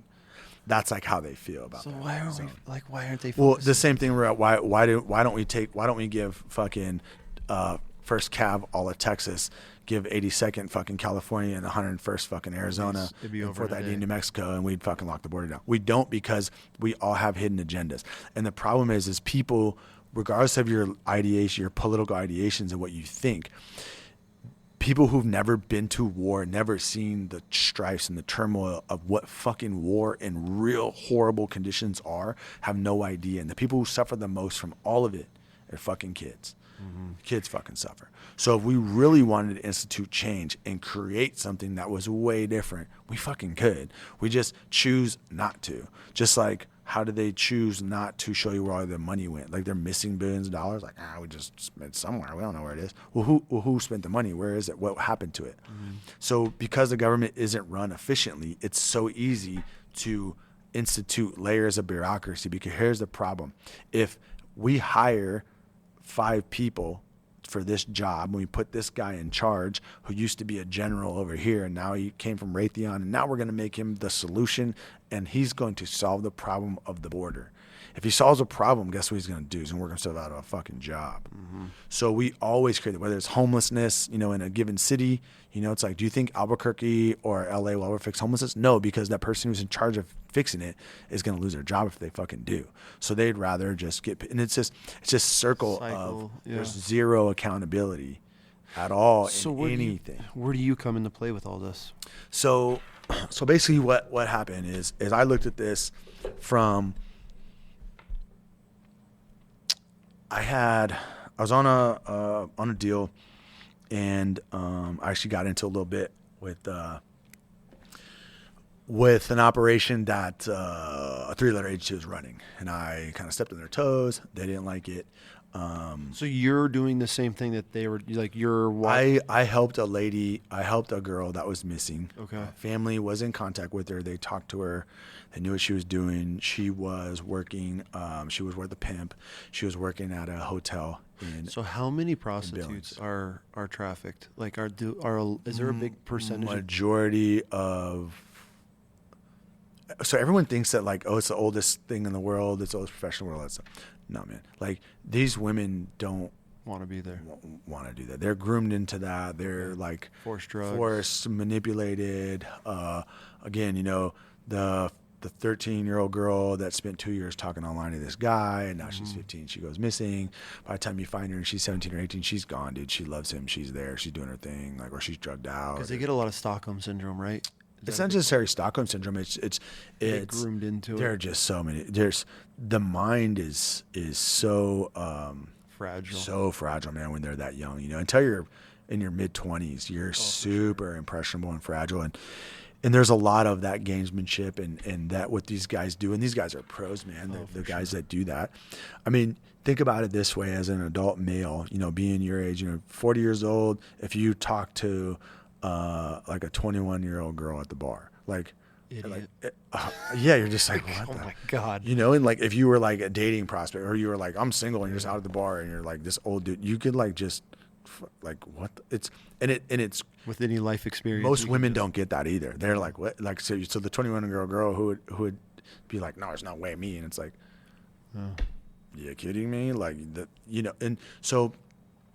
All those things factor into just human trafficking in general and that prostitution.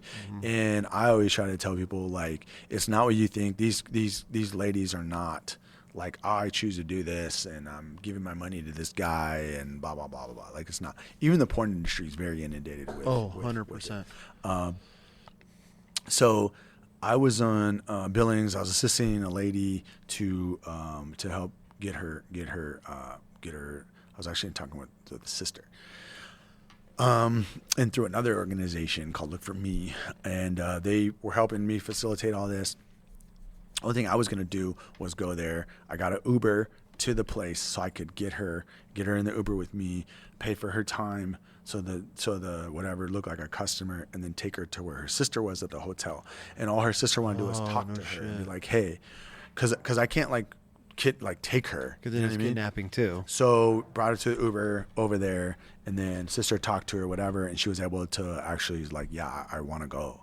So her and her sister got on the bus, and they got on a bus, and we sent them to a place down south. We sent them to Texas, and what happened there was they were doing an investigation on what was going on in that area, and I fucked everything up, supposedly.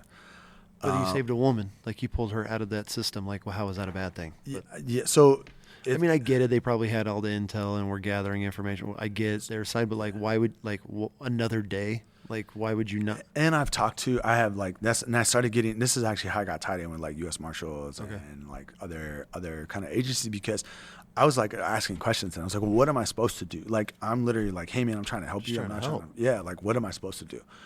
And I basically was told, like, and they gave me resources. I did talk with like IHS, and they gave me some things to like, here's what you do, and then I talked to an FBI. I didn't talk to any agents where I was there, but I did get a hold of a lady on a case we were working with in Arizona, and the FBI agent who's in charge of everything Arizona that has to do with missing natives. It's one lady, and she's got fucking plates thousands of fucking cases. Yeah. So it's like well, again, there's no resources. Yeah. There's no like what it. And so that's kind of what motivated you to get Yeah, the so War Party so so with what I was doing with War Party movement, again, I use that T-shirt money. Yeah. I leaned on the veteran community heavily, and what I would do is like, even if it was just social media. Let's say someone's like, "Hey, how can I help you?" And I'm like, "Oh, cool. Like, what did you do?" I kind of get a little bit. Say for you, you're like, "Hey, man, like, what can I do to help?" Yeah. Like, all right, cool. Jump on the phone and just kind of like talk you through what's going on. Like, hey. And I'll just say, hey, man, if that's something you want to help, then, you live in Boise. Like, if anything kind of comes around here, you're like, yeah, man, give me a call. So let's say I'm like, hey, man, I got a call. And this doesn't have to be native. Like, because I've done this. The first rescue, technically, I ever did was with a girl named Kay Smythe. And she's from Wales. She had organized crime ties on a guy she was dating down in L.A. Kind of locked her in her apartment. Couldn't let her leave. They were paying bums and stuff to try to sexually assault her and do things and beat her up when she'd leave and go get groceries, whatever. So I just drove down to L.A., loaded all her shit up in my car, and drove her to North Carolina. No shit. So, and the reason why I was putting that out there, because War Party movement is not, the reason why I'm really big, and I'll break the symbol down, but it's not just about Native women. Okay. So what I would do is like have that conversation with you. Cool. Like, hey, I'm like, yeah, I got this dude named Bam. Like he's dope. He said he'll help me out there. Cool. And I'll kind of like put it in my phone notes, or I have a little map, and like I got stuff on a little app. So let's say like down in like Idaho Falls or like Buell, someone's like, hey man, I know this lady, she's in an abusive relationship. She just needs to like, she's just trying to leave, but her husband's at work, whatever. And I'm like, okay, cool. So I'll give you a call, and you're like, dude, I got you. Like me and my buddy will drive down there. Our husband's at work. We'll get all our shit. If he comes home, we'll fuck him. Was he going to fight us? We'll call the cops. Like, so just, and it's just like now this lady is just packing her things up, and you just like follow her to the highway, and she's going to Salt Lake, or she comes up here or whatever. Really? And it's just simple as that. Really? And maybe it's even like, and that's all they need. Sometimes that's all people need. They just need a little, like some encouragement, some help, some direction. A little reassurance that their man's not going to come home and snatch their ass. So we've done things like that all the way to, like physical searches. Like I'll see like a Facebook group or someone in the Native community saying, hey, we're going to do a search for our grandmother. She's missing this date. And I'm like, I'll have a conversation, and let's say it's where you are. And you're like, dude, I'll drive out there. It's like 2 hours from me. I'm like, cool. So I'll tell the family, like, hey, I got my buddy Bam's going to come, and you show up. And the coolest thing is like the veteran communities has been so willing to do that. For sure. And the Indians don't care. They don't care if a white dude, black dude, Asian dude. They're just like, thank you for helping. Especially they love soldiers. And the thing about the native community is natives serve at a higher rate than any other race in our country. Mm-hmm. And so like warriors and veterans and native, that's like a huge thing in the native community. So they always, like when I send a soldier, they're like, or Marine, whatever, they're just like, oh yeah, this guy was a Navy SEAL. Like, and they just have like full faith, and like he knows what he's doing. So I really relied on the veteran community at that. Yeah. And to be honest, it was kind of all over the place in the beginning. We were doing everything from paying for like help somebody move, give you gas money to like drive, to go down there with his family, help him with the search. Yeah. Give them some money to buy fry bread buy food for because they want to cook for everybody, whatever. Just whatever I could do whatever we could do in a positive direction. And then kind of like turned into, paying for therapy. And then I was just kind of like, man, I got into some things back and forth, like one that we're talking about in Hardin, and I was just like, I got to move in a different direction because this is also dangerous for my family, and like I'm going through back and just weird things. So I was talking to, she's not my real sister, but her name's Micah Waisaki, and she is like my sister. She's phenomenal. Mm-hmm. She had a really rough upbringing. Her parents were very abusive, and she went through a lot in her as from a child. And then, she's like a just badass cowboy, and she uses horses and horsemanship and rodeo and stuff to just like really just empower her and get things going. She gets in an abusive relationship as an adult, gets her way out of it, finally gets out of it, and then really starts to build herself up. So I met her, a few years removed from this very violent, abusive relationship. Yep. Her whole career, she was training horses with this guy. They had a phenomenal business. Like everything's gone.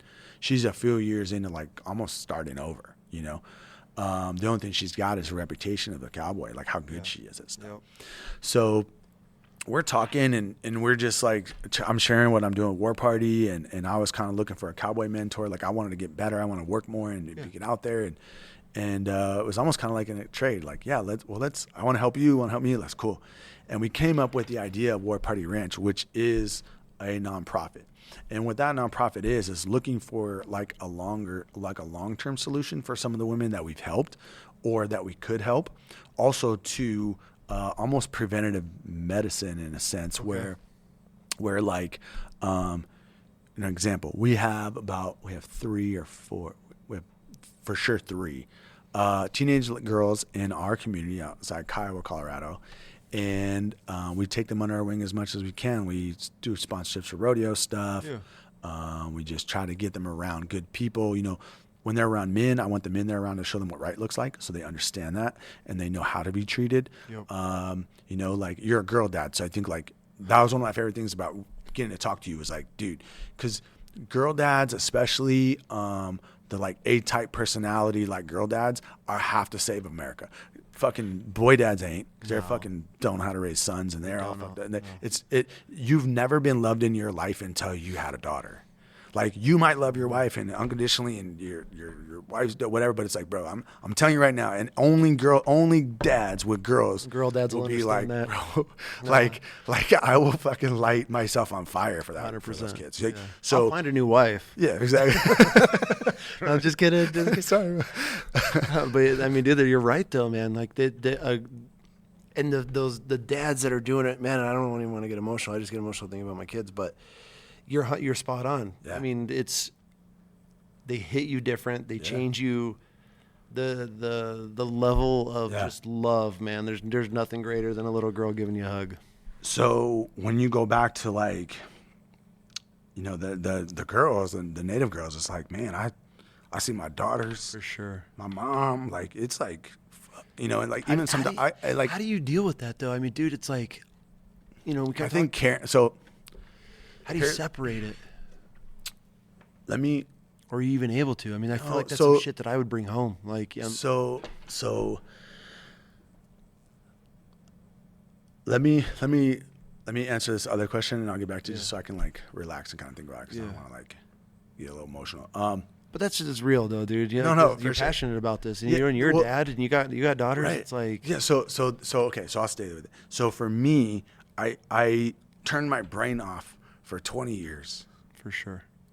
Like I didn't even cry at my mom's funeral, man. Like I was just a brick, bro. Like I don't absorb things, the trauma I've seen, the things I've done. I'm just like, okay.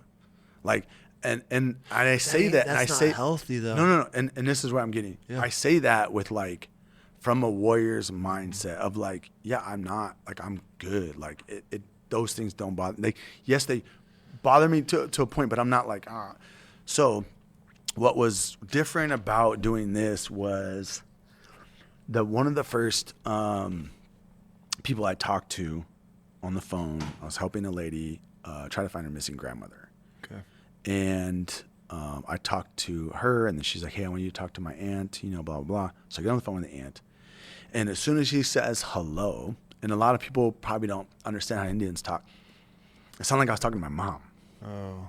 So I was like trying to like ball it up, like talking to this lady, and her accent's like my mother. She's very resi. She's like Indian, like I'm talking, and this lady, and she's telling me a story, and I'm like trying to hold it together. And again, it was powerful for me, and I appreciate those moments, because it's not that I didn't care when I was in the Army. It all affected me.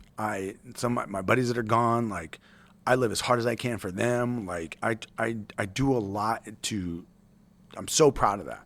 Mm-hmm. The difference is the first answer to Ranger Creed is I recognized and I volunteered as a Ranger, fully knowing the hazards of my chosen profession. That means they died doing what they fucking love doing. So now when you look at kids or women, like men are different, because I feel like you're more like you can defend yourself in a different manner. But kids and women, helpless. So now it's like to have that passion and to feel that emotion and do that. Like I want that because that keeps me more connected to what I'm doing with these women, that I actually care, that I'm not this numb, like fucking war torn dude who's just like, yeah, it is what it is. Like when someone sends us an email or sends a DM and like I read it or I talk to, like, it's fucking heavy, dude. So like I put, my own kids in there, like kids I'm around, like, like I met your daughter yesterday. It's like her, because I know what she looks like, she'll be in my mind. Mm-hmm. So like when I'm scanning pictures or someone goes missing, I'm looking at things. I'm like, dude, I feel like I don't want to get removed from that because I do know people who get really desensitized to things. And I have a friend, she's a detective in California and works just, sex cases for kids. And she's fucked up, man. For sure. But she's really good. And she needs to stay fucked up because her being fucked up about it and torn up over it doesn't get the allows her to do a good job. Yeah. Allows her to have passion and approach these things from a different way. So I try to approach it from a dad's perspective. It's got to be hard. The hardest thing to do from a dad's perspective is not fucking stab someone in their fucking 100%. face. Like just rip their fucking face off. So that's the hardest part of just not being like, I'm going to fucking kill every person in this room because I know all you fucking suck. Regardless if you did something at some point. So fuck you. That's like that, like, we're not in Iraq, bro. Like, I get it. No, so that's just the dad instinct. Yeah, in us. right. And so what I mean by like girl dads have an obligation in this country to show young ladies, starting with your daughter, your own daughter, what right looks like. She's getting what right looks like by the way you treat your wife, by the way you treat every woman you interact with, by the words that you say, the way you conduct yourself in public around women. She's taking it away from everything. Because if you do a good job, you'll make the bar so high, you're her superhero, that she'll never be able to find a dude.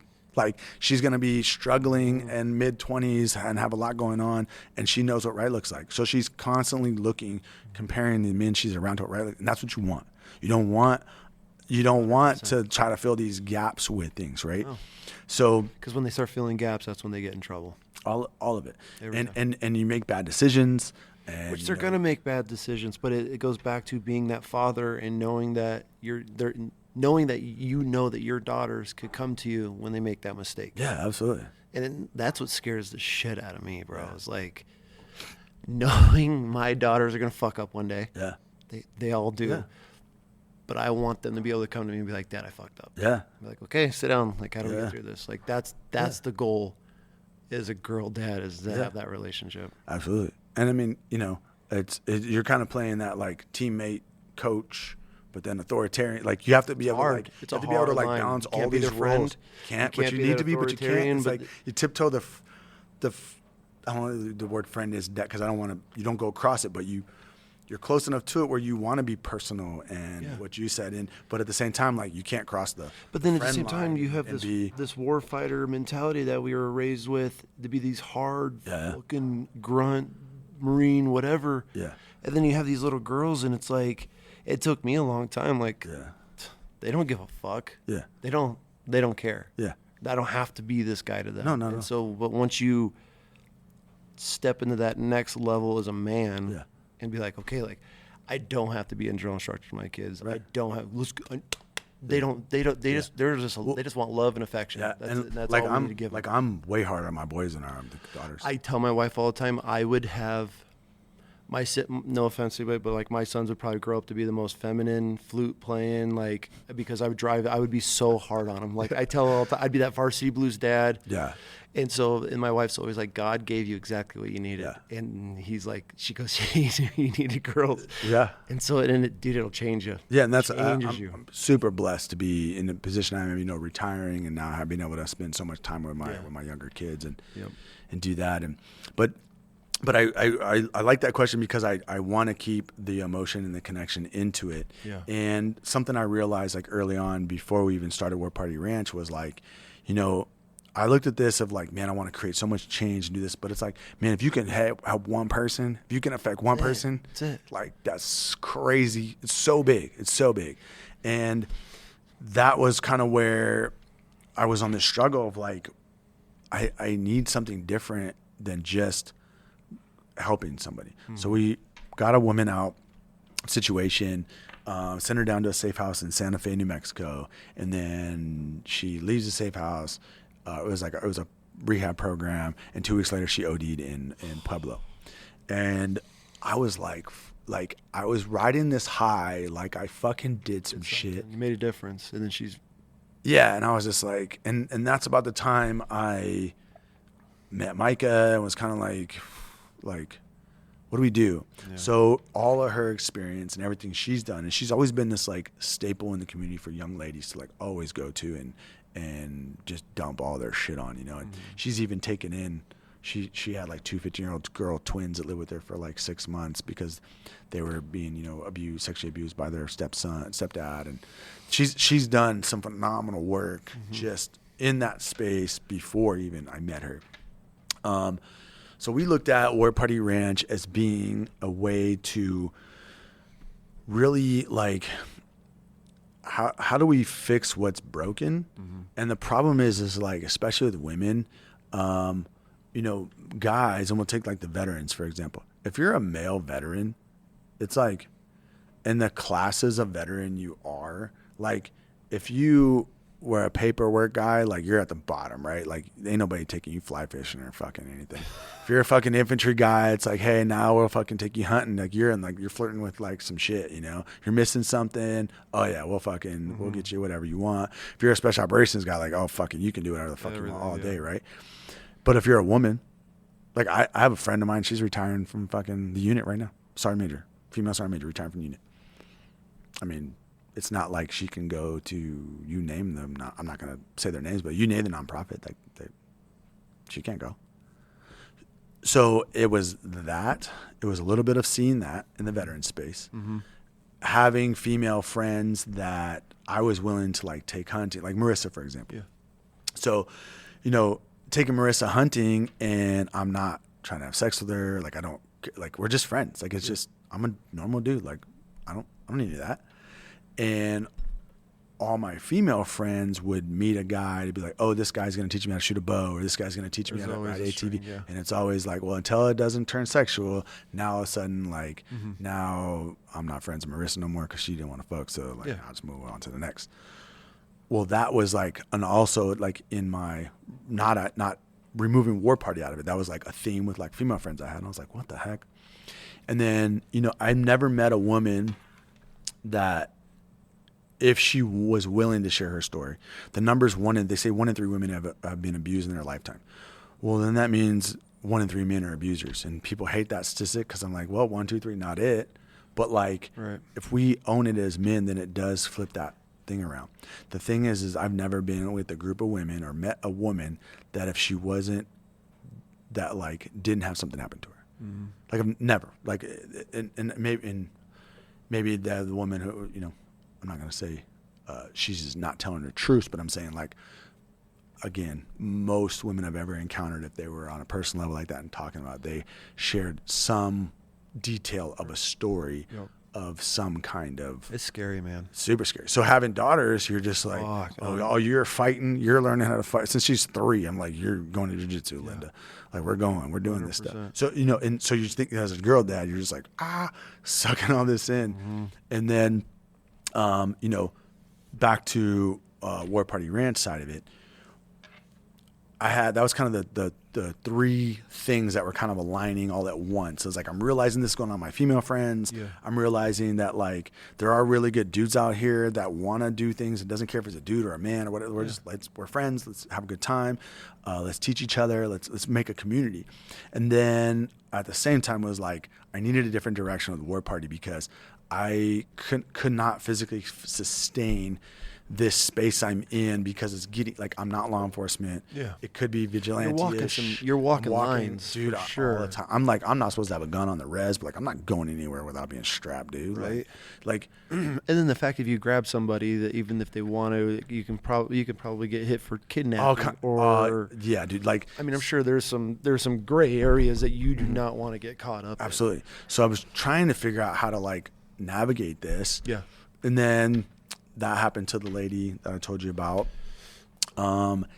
And then Micah's like, hey, like she was looking at like, I want to kind of start a program or whatever. So we looked at how do we start a program where we can empower women through doing really cool things that we like to do that we're good at. Yeah. So shooting guns, you know, which goes into hunting, which goes into sustaining yourself, which goes into, you know, building all this confidence. Horses the same way, you know, controlling this 1,000-pound animal and doing things and learning and seeing the difference. Like day one, like you can't swing a rope, and then like 2 months later, like she's on a horse swinging a rope and catch. Like That's dope, yeah. like just the progression there is a very tangible thing you can show them. That's awesome. Even if they don't want to stay, even if they're not going to grow up to be a cowboy or go. They're work learning at the ranch. something or.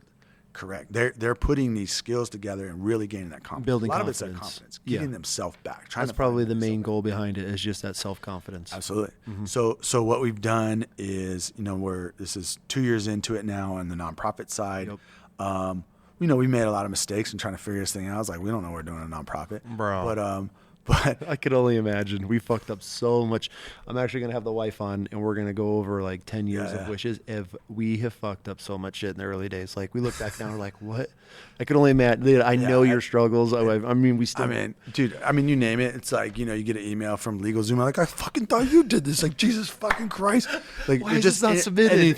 Dude, it's name costing how much? You name it. You're like, you fucking kidding me? You know, check your bank account. You're like, what the fuck? Especially when you don't have a board of a bunch of executives that run Fortune 500 companies. You're doing it yourself, and your buddies are trying to help you. Trust me, dude. It's a grind. No, and that's the boat we've been in. You know, and made mistakes even with not saying we made mistakes with the women, but we made mistakes when like what we thought we bit off more than we could chew. Like this lady was a little bit more than you know, and there's things that's going there's on. There's probably women, because we deal with it in the veteran world. We just dealt with one where there's stages for women, children, vets for those organizations, and we get some that they're not ready for our stage, even though we have so many programs. We did the exact. You're basically like. That is like the one sentence of like what we messed up on when I say it with the women, like same for sure. We were in a different state. Like there's stages in healing, absolutely, or recovery, or just getting out of the middle. And sometimes we get these guys, and they're not ready for us. Yeah. We're okay. Now that you've gone through the healing, either with addiction, healing physically, then our stage. And it took us a while to realize that, because we try to help these guys, and it's like, I can't help a guy that's an alcoholic, and we're trying to bring him into the backcountry, and he's trying to detox off alcohol. Right.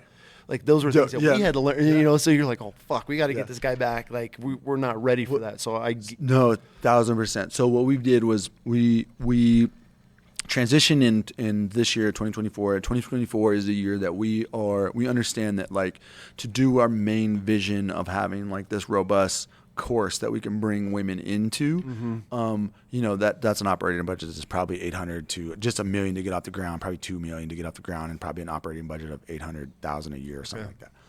That's something like Heroes and Horses or someone like that does, right? Like that's a giant operation. So understanding that, it's like, well, the other side of it is, you know, the difficulty of raising money. It's hard to ask for money. Everyone says they care about women, but it's like, bro, I'll, you know, tell you that like the donations don't exactly roll in the way they do with other organizations, other people. And it's not that people don't care. It's just that like everyone's like, oh, I love what you're doing, but it's like, dude, $1 would help me then. Just $1. That's what people don't understand. Like is like, bro, like, if you just donated $1 and not take the Wounded Warrior projects, the Semper Fi, and that's what frustrates me in the charity world, is you have your poster charities, right? I'm sure there's the same in your world. That everybody's, oh, I donate, and it's like, those charities do not give a fuck about your donation. So all the ones that have like highly paid staff. Or they're paying. I'm not talking about like operations staff. I'm not talking about the guy who's like and, operations staff that's like making a decent living, like $65,000 a year. Like, I'm not talking about that. We're talking about the motherfuckers that are making $250,000, $300,000, quarter, $500,000 a year, plus bonuses, all that stuff. And these people are like proud to donate to that. And I constantly tell people, I'm like, stop. Find the mom and pop organizations. Your dollar is going to go so much farther. Well, with your grassroots organizations. You know, from most of what we do with the ladies is out of our own pocket. But the reality is like, you know, what we've been able to make like $500 do is like, if I could like show people what we do at $500, they'd be like, how do you do that? I'm like, I don't know, but like where it is like. People are like, man, you guys must be crushing. You're doing so much. It's like, no, we don't have corporate cars in an office. We run it out of our house. Well, that was like kind of what happened to us with the Boot Barn deal, because we, Boot Barn, we're super blessed that Boot Barn did this documentary with us and really highlighted the women and told the story, but it was also like it made us look way bigger than we really are. For sure. It's like I can't take in like this right now, and so. We got 25 women. You're like, oh fuck, like we're not that organized. Yeah, I get it. So we do have, like maybe 20 or 30 women in a program that we would say like that are under our umbrella that we're working with, but it doesn't necessarily mean that they're like every day come ride horses like we're doing all this stuff, right? Yeah. So what we're doing with 2024 is we moved into like the clinic model. So what the clinic model is each one is a different speciality or specificity or whatever the word you want to use there.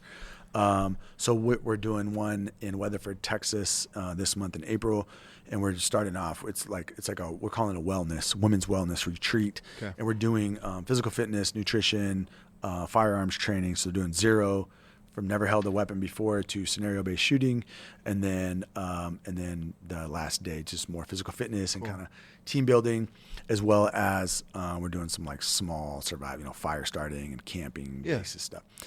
The biggest thing these ladies get out of these clinics is the tribe of the other girls. It's not 100%. Always necessarily the training that's involved into it, right? Mm-hmm. And like I bring my daughter to these, like my daughter is going to teach a class on how to start a fire with water. That's awesome. Yeah. So we try to make it as like friendly and family oriented, like to do this. And a lot of it isn't necessarily that they're going to get as much out of they're going to take some tidbits out of this weekend, right? Mm-hmm. Maybe jumpstart their shooting. Yeah, they learn how to firearm safety, and now they can like, I'm ready. I want to go buy a pistol now. I want to do that. Confident to carry their own firearm. Yeah. The other side of it is, we're having like 20 ladies come in, plus the instructors, plus the staff that we're using, and all those they'll be creating like their own group chat, and they'll be friends, and they'll support each other, and that's the bigger side of the clinics that I see versus actually like what we're doing. And then we're moving everything that's on our mission statement, basically every single thing that we dive into, we have a person that's their job. So like hunting, we have one lady who reps everything hunting, and she works on how do we facilitate something hunting for a lady this year in 2024. We have a hunting clinic where we're actually going to put on. We have like our all women's ranch bronc riding clinic. We're doing. The coolest thing too is that I'm super proud of, like my sister and what she does, is these girls are fucking badass cowgirls, man. Mm-hmm. So like we go workplace or go do things, like they're the real deal. Cool. And we want to keep that attitude and that mindset through, because again, you said when you were saying like maybe they weren't right at the right place, ready to be in our program. Same, like everything we're doing is not easy. Yeah. And we're trying to create this very gritty, like tough experience and feeling for you. Yep. So we don't ever want to get away from that, of how awesome these ladies are that work their whole life to get to this point as being a cowboy, to continue to use that in other expertises. Yep. So like the person who's doing hunting and teaching hunting isn't someone who's like, I'm a hunter. It's like, well, you hunted once. Like, no, it's like, an expert. And she's been hunting since she's like 4 with her dad. It's like one of your daughters, like, growing up and being like, I'm hunting program. So that's where we always want to try to stay. And then going back to that one question you asked me about being emotionally connected and emotionally tied to everything, I never want to lose sight of that, of being so big or some kind of robust program where we cannot be physically and emotionally connected to what we're doing in the community. The frustrating part is that everybody wants to help till it's time to help in the charity world. Yeah. And it's frustrating, and you're still in the, I want to say, infant stages, because you're still figuring shit out. And I feel like we just 10 years in, we just got out of the infant stage, especially with my wife and I running everything. And I think you're doing a really incredible thing, man. And I commend you for just trying to help and get into the world of women and children, because it's a scary, fucked up world. Yeah. And so I want to thank you for everything that you're doing. And I hate this question. This is one of my most hated questions that people ask me when I do podcasts with them. It's like, how can we help, or how can people help? And I'm just going to say it. Charities need money. Yeah. And I hate the fact, because I've been asked 1,000 times, and I hate being like, well, we need money, because it always makes you look like you need money. Correct. But at the end of the day, small charities need money, and they need funding. And if it's $1 or if it's $1,000 or whatever it is, we need funding. And especially nowadays, I mean, the way the economy is, it's rough. And you're trying to do as much good as you can on any way that you can. So besides obviously money, because that's what, and I tell people, like, that's what keeps the lights on in an organization. Like, because everybody's like, I want to volunteer. Like, not every organization needs volunteers all the time. Yes, some do. So like with us, we're very rep based. So all of our reps run everything. We just don't let random volunteers come in unless it's a big family event. I'm sure it's the same with you. You're not going to just bring people. You can't just bring anybody to help. Exactly. And so for anybody listening that is interested, and I want to get into how they can get in contact with you, but like besides obviously the funding, is there anything that anybody listening can help with? Or is it supplies, gear, women's stuff, clothing, toiletries? Like what do you guys need? Besides obviously sources, do you need men to like Roger up and be like, hey, I'm in this state, put me down? Like, dude, if it was a thing, put me down for Boise, Idaho. I'll travel anywhere in Idaho, or anything within, I'll travel anywhere for you, right? Like, I just want to help any way that I can.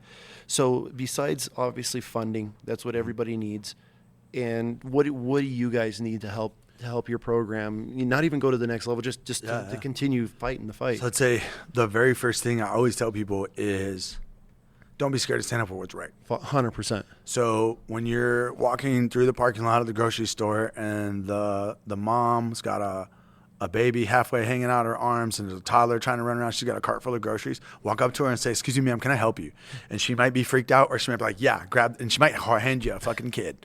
And you're like, yes, ma'am. Shit, Okay. So get back to being who our grandfathers were. 100%. The guys who fucking who were on Okinawa Beach. My grandfather was 15 years old, landing amphibious assault boats. Be those men. And they would never walk past that. A woman struggling. Right? Or just what's right. Okay? So that's what I say. The first thing to do for everybody is stand up for what's right. You see something going on that's kind of bullshit, say something. Even if it's kids. Even if it's little kids acting like shit asses around your kids, like, say something. Hey, get it together. And whether they do it or don't, like you stand on your couch, you walk on the couch of your house. Yeah, I do. Well, not here. Get down. Whatever. So don't be scared to do that, and be that, right? That's where it starts. Yes. And then it molds into what you're saying. The volunteer thing's really hard because we're around women. We need to vet things. My thing for people is, if you have an idea or you have a resource that we could use in our clinic model or a way to do it, shoot us an email, hit us up, Instagram, whatever, because it might be as simple as this. Hey, I live in, you're in Idaho, and you're like, dude, my buddy said he wants to help. He's got like a property we just put bear bait on and shoot bears or whatever, but like it's just empty. Could you use it? And be like, oh yeah, we could do a clinic in Idaho that's a hunting clinic there. We can shoot long range stuff there. You guys are cool at just getting doe tags, cow elk tag, anything to give women opportunity to be able to, whether it's for hunting. And like I said, it's when people look at the mission statement, if they look at some of the things we have, whether it's self-defense, for shooting, whatever, if you have some resources or a way that you might be able to help, and it doesn't always have to be money, because sometimes it's as simple as like an opportunity. And here's an example. The one we're doing in Weatherford, Texas, we have all the food paid for, and literally what it was someone on social media said, hey, my uncle has a barbecue place there. He's like, let me reach out. And he talked to his uncle, he told him what was doing, and his uncle's like, all the food's on me. And that's all it takes. We'll cater it. So many people don't realize how easy it is to help just by, hey, Mom, can you bake a bunch of brownies then there's dessert for a night, right? Or hey, can we come out and cook for a night, or barbecue? People don't understand you don't need money to support an organization. And I want to say that because like I know that's what makes our world go round, but there's so many things that you can just calling somebody that has a ranch or has access to something, or somebody that's an expert in the field that you know, and just making a phone call that can change your charity's life. Here's my example, another one for that, because this is something I see all over social media. Everyone wants to be a cowboy now, to include myself, right? Like I'm a fucking fake ass cowboy. I'm fucking. Sometimes I stay on, sometimes I don't. I don't know. But you know, the amount of people say, "Oh, I want to help," and "Oh, what you're doing is so inspiring." But then I see you on Instagram riding really fancy horses. You're competing and you ride nothing less than a $50,000 horse everywhere you go. You might not have a bunch of, like, I'm not saying that this person's super rich. What I'm saying is you have the ability to help. You work on a ranch, or your parents own a ranch with an indoor arena, and you've got a bunch of awesome freaking cow horses that you work and do. Like, what would be wrong with you saying, "Hey, War Party, I can host 5 girls. Come out for a weekend. Why don't you come out for the weekend? We'll do 5 women at my place. We'll figure it out. I don't know how we're going to get there. Maybe they're all local girls from where I live here in Arizona, or maybe you do." That's what it takes. And the thing is like, we're just so, I think people are so singular now, and they look at it again I hate that, like, the good deeds need to be recorded thing, like all over social media. It's like, here's a cheeseburger guy, and it's like, what are we doing? But what I mean by that example, I'm just trying to give people who are listening a little bit of an example of, like, hey, there are ways that we can do it. And it's the sky. Sometimes just like, if you have an idea and you kind of see what we're doing, we're literally just trying to empower women. So think about your daughter, especially the girl dads. Think about your daughter. Think about your wife. You know, as they grow up, when your daughter is, you know, living in a different state or not around you, and she's 25 years old, what would you want her to be around? What could you do? And you're like, well, I got this, I have that. Like, another example, you got a big truck. Yeah, I don't know how to drive a big ass truck. You got a couple of trucks and trailers. Hey, why don't you come out to my property and we'll practice backing up trucks and trailers for a couple hours? Yeah. Or I got a skid loader, I got a skid steer and some dirt stuff. Let's move some dirt around with some girls. Right. Like, all of those things would be, you know, things that I think. Yeah, and I think sometimes we want to look at this very sexy object. What's the thing? Let's go kill a bull. And it's like, dude, most of these dudes just want to be out in the mountains, man. And they don't care if they shoot a doe or shoot, like, they just want to learn. They just want to learn. And that's what I'm saying is, like, just if someone has an idea what they think they can help, and those are just small examples. Like, we'll take some girls to go learn to do a driving course and backing up trailers and running a skid steer or whatever, because those are all skills that, like, are gonna feel cool and empowering and, like, shit, you know. I'm gonna send you. We have a thing that we just created. I wish we would have done this years ago, and I'm gonna send it to you so you can copy it. Okay. We call it a trip slip. Yeah. And that way, when anybody's like, "Man, I really want to help," you know what I do? I send it to them. Oh, cool. And it's every question that you're gonna have for them, and then they'll have for you. Oh, it's nice. a breakdown, and it literally, they fill it out, and then you have.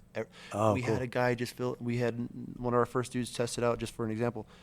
He's a Marine. He's into flint napping. He makes arrowheads. Yeah, cool. And he's a buddy of mine, and his brother's this big whiskey influencer. And he's like, "Man, I really want to just teach guys how to do this." So we called it Whiskey on the Rocks. He literally filled it out. That's so cool.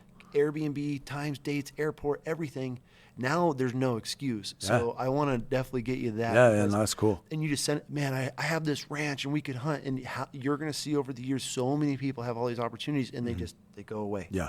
Because you're running 1,000,000 miles an hour. They have 1,000,000, absolutely. and then you cross paths again at the next year's show. Like, "Man, we got to get guys out." So we got to the point where it's like, here. Yeah. Here's, I here's like the that. link. So I'll send it to you. So now when people are like, "Dude, I got this ranch. We should really," here's a link. Fill it out. We're there. I'll just give me dates. That's all I need are hard dates, and we'll make it happen. So I want to definitely get you lined up with that, and that'll help you so much, because every time someone reaches out, you send it to them, and it's like, okay, here you go. It goes right in the system. And so, but dude, like, you're an incredible person, man. You've accomplished an absolute fuck ton in your life, and I would be very proud if I were you. And I know you're definitely got a lot going on. You're a proud dad and husband, and you've got an organization going. So I hope nothing but the best for you. If anybody needs to get a hold of you, how do they get a hold of you? So my social media, they can hit me up on Instagram. Yep, we'll link everything on there. Any emails, websites? Yeah, email. So warpartymovement.com. That's how we connect us. There's a connect, the contact us on War Party Movement, and then warpartymovement.org is the nonprofit side, but they're both kind of one and the same. Both websites will kind of toss you around. You got to all each your other one. apparel and everything on there. So if somebody Yeah. wants to support, they can just go buy a shirt. They can make a donation and everything off of there. You can make donations on the warpartymovement.org one has the donate now buttons. The War Party Movement, because that is an LLC, we're not taking donations there, but we do special like one-off drops apparel, and then we also have like small stuff, flags and stickers and patches and little odds and ends there. And the really cool thing about that is all that money, like worst business model ever. I give all my money to the charity. I feel I'm right there with you. but everything goes to that. And full transparency, I'm really proud about this one. We have a lady that we've been working with, helped her get out of a deal. She's now an employee of War Party Movement. Cool. So she gets paid money, like actual money in her pocket. I love that, man. Cool. And that's how it should be. And I know a lot of organizations get scrutinized because of the big organizations ruining. But at the end of the day, people only volunteer for so long.